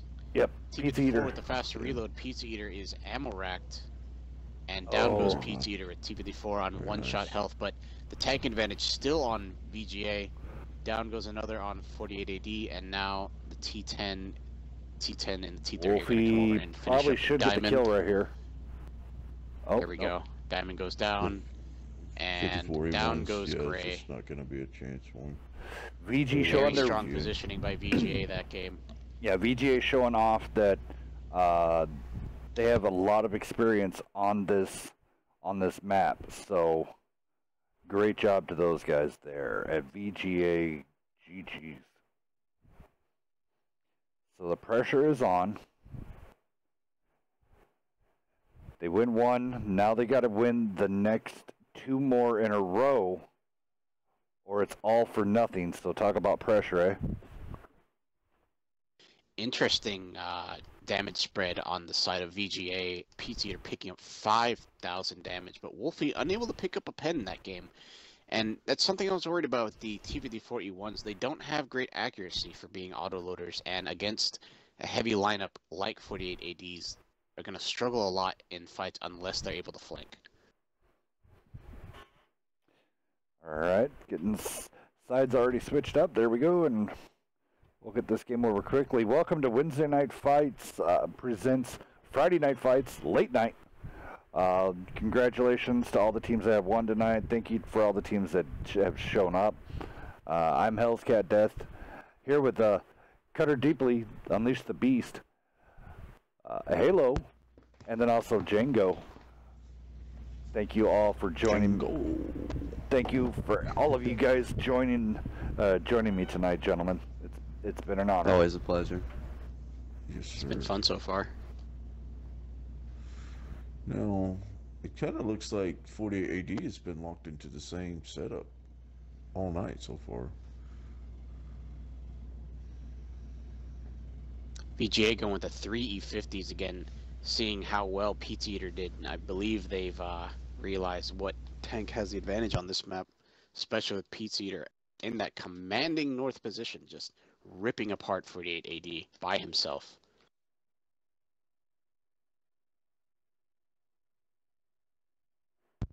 All right, guys. Looks like VGA is bringing out the T30. The Spall Panzer 1C, a trio E50s, a T10, and a ST1. on 48 AD side, we have a Bulldog T54, 2 T10s, a VK45, E75, and a Conqueror.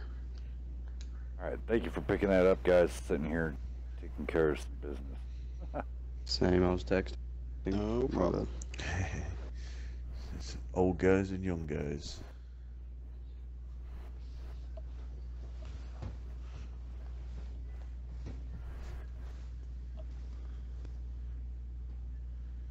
Now, I'd probably think somebody's going to change up their strat just a little bit, and we might see more tanks cruising through the south part of this map this time.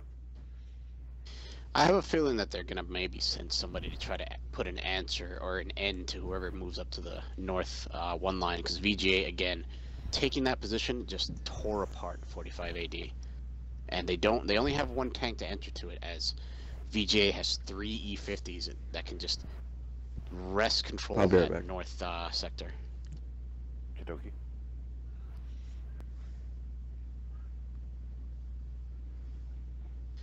Alright, and it looks like 48 AD pushing straight towards the center road on Cap. Are they going to divide up? On the south side. Yeah, let's see. It looks like, yeah, 45 AD moving a T10 and T54 up towards the north position. Interestingly enough, VGA pushing south this time. Expect the unexpected. 48 AD. Change tactics. I wonder what VGA has planned for these 3 E50s. Are they going to try to go straight in, or are they going to push all the way to the 0 line and flank whoever's trying to take control of that area? I'm sure by this point they've recognized that 45 AD likes to group up all their heavies so that there's either 2 main groups or 1 massive group, and they might be taking advantage of it here. And Tempest and Stout Castle both have been spotted by the heavies. Actually, they were probably spotted. No, the Bulldog's a little bit far back. But they don't have any idea that the pair of E50s are coming around behind them right now. Gunsmith just got lit, though. Gunsmith got spotted. Yep. But iSample's going to have great side shots on the T10 right here. And here we go, T10. Bulldog thought he was going to have... 50. Yeah, the Bulldog thought he was going to have spa pans for dinner, and then realizing, oh my God, there's 3 E50s. Abort. Looks like the E50s are putting shots in between the heavies and the T10s down up in the north. Wolfie moving around to trying to stop the T10s from moving up on them, but Dampestock getting out of there now. So now they're pushing up on Too True to Be Blue. That STI is going to have some... Stout Castle getting... Yeah. He's going to go down quick. Stout Castle getting torn up by T54, taking the same position that Pizza did. Stout Castle needs to get out of there and save his health. In the meantime, yeah, we have STI, lone STI going to go down. E50's pushing up aggressively on the T10s in the north. Yeah, they're going to focus this T30 next. He's not going to be able to get out of there.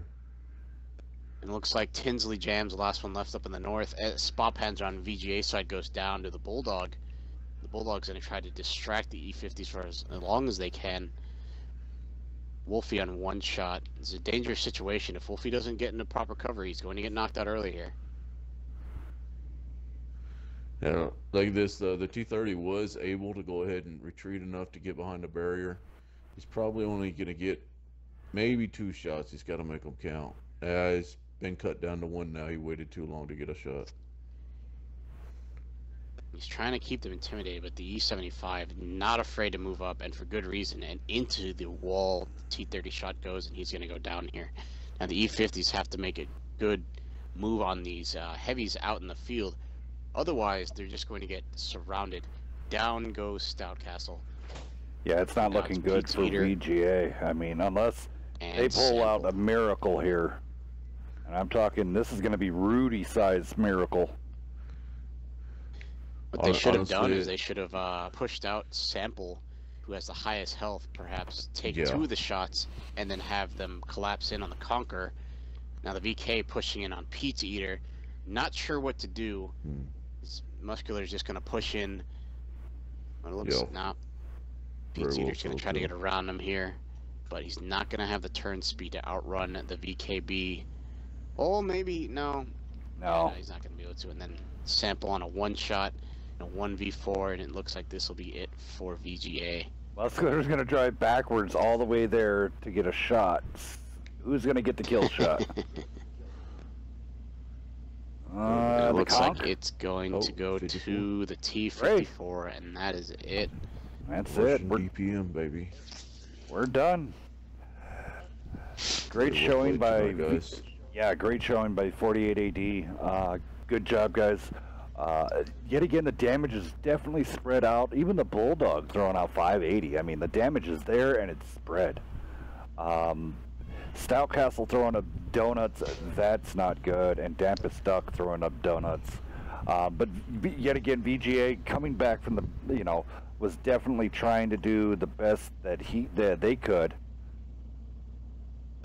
They did a good job. They just unfortunately split up their forces just a bit too much, and that cost them the game because their heavies were just isolated, pushed down by everybody else on 48 AD, and then the cleanup.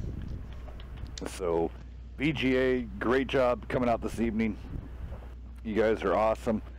Check out VGA every Monday night. Those guys always on Monday Meltdown. And then, of course, looks like 48 AD. This new team doing great. Sneaker team almost coming in. We need to get some more info on these guys, their Cutter. They could be... Yes, sir, we do. Look very strong in our first showing. Yeah, this could be another almost like an eye for an eye scenario when when R1 broke up and Eye for an Eye emerged in the bronze division. I mean, a blend between Eye for an Eye and MB almost. How the forcefulness they have. Oh, I've been kicked. You got to get them kick me. Oh. But all right, guys. So, at this time, we typically do final thoughts. Django, what are your final thoughts for this evening? What do you think? 48 AD played really well. They really just kind of played mass numbers and kept all their tanks really close together. And when VGA tried to pounce on them, they really countered well. All right. I didn't get to see the other two full matches. Oh, okay. That's no problem. All right. First time out. What do you think, Halo? This is your first night out. What do you think of it? I think it was pretty good. The games were really intense. A lot of action in the Tier 10 games earlier with Eye for an Eye and 12 Panzer. And this last game with VGA and 48 AD, like you said, I've never seen 48 AD before, but they really strong team so far that I can see. Yeah, most definitely. I mean, it's gonna be kind of cool watching this team emerge and then see how they grow, and adapt and do in this. So most definitely, I want to say thank you to you. You did a great job this evening. First time ever coming out. Thank you for coming out. Yeah, appreciate it. It was, like I said, it was a lot of fun. Awesome. Cutter, what are you thinking? Good matches tonight. Very good matches. You can definitely see when you rewatch the stream, you guys that played tonight, the tips and stuff that you need to work on. Focus fire, damage sharing, maybe play to your tank strengths. Kind of learn, if maybe a 54 has better mobility in a city instead of E50, or if you're going to run a pack, then they have to be able to be super aggressive, and focus fire becomes extremely important whenever you run a kill pack of 3 E50s. Very, very correct. Anything else for all the guys out there that you wanted to talk about, or anything like that there, Cutter? I know about Fantasy Draft. We want everybody to check that out, because that's just going to be awesomeness. Yeah, I'm going to try to maybe get with Anarchy and Beaver and you Hells, and maybe we'll put together a little list of, you know, kind of help some of these guys that haven't been watching every 3 times a week every week. So maybe we can get this pretty competitive up in here. Yeah, I'd like to have this as a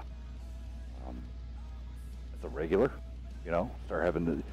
But I want to say big shout out to Pants on the Ground. He is the creator. He is the director. So if we can't give you the answer and the forum's rules cannot give you the answer, go hit up Pants. It is the Fantasy Draft, brought to you by Wednesday Night Fights, directed and created by Pants on the Ground, leader of N. So really fast here, I'm just going to have a few little tidbits. Thank you for everybody that did come out this evening. It was an amazing evening. Had a blast.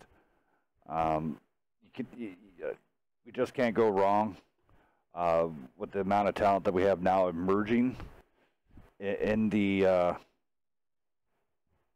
upcoming, like all the teams coming up. It's sweet. So I want to say thank you on that. Thank you for all the subscribers. That's awesome. So Beeve is going to get hit with slushies. So when he gets here, I'm gonna slushy the living shnikes out of him for hitting us for us hitting the 700 mark yet again. If we hit 800, Nerve's going to get something. He said that he'll go ape shit crazy if we wedgie him. So I'll figure out something. Maybe I'll put a pork chop around his neck and let my my German Shepherd go crazy. There you go. No, that would be horrible. I love Nerve, like good guy. Maybe we'll see how many double cheeseburgers we can make Nerve eat before he explodes. I don't know. We'll figure out something cool. If we hit the 800 mark, and then if we hit the 900 mark, Anarchy's gonna get it. So. Very nice. But yeah, very nice. Thank you everybody that did take their time out of their day to come out here on a Friday evening to come out with us. It was awesome. Thank you so very much. I think that's about it. I had a lot of fun. Everybody else had a lot of fun. Check out acornesports.com. It's the Gamers Mall over there. Go get your nut on. Appreciate you letting me watch, Scott. Oh, no problem, man. No problem at all. Love having everybody on. So as for me, Hell's Cat Death, Beaver, Anarchy, Nerve Gamanko, Happy Gilmore himself, Dexter, Akiwaza, Cutter Deeply or Unleash the Beast, Pants on the Ground, I Kill You, all of the staff, Lady Death. I think I got everybody Cutter, didn't I? I think so. All right. Thank you from them, from all of them. So you all have a wonderful evening. Jam out here. I know a lot of you guys are wondering what the name of the song is. The name of the song is Indifferent by A New God.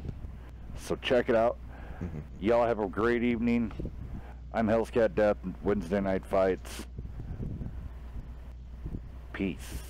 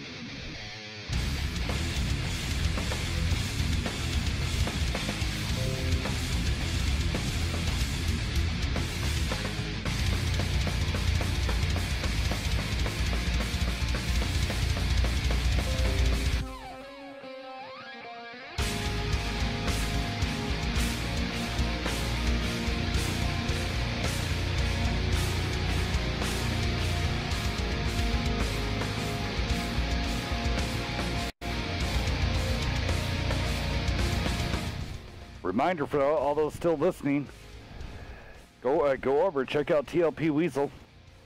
He's going to be doing war stories. Check him out. It's going to be a lot of fun, and we'll see you soon. Peace, guys.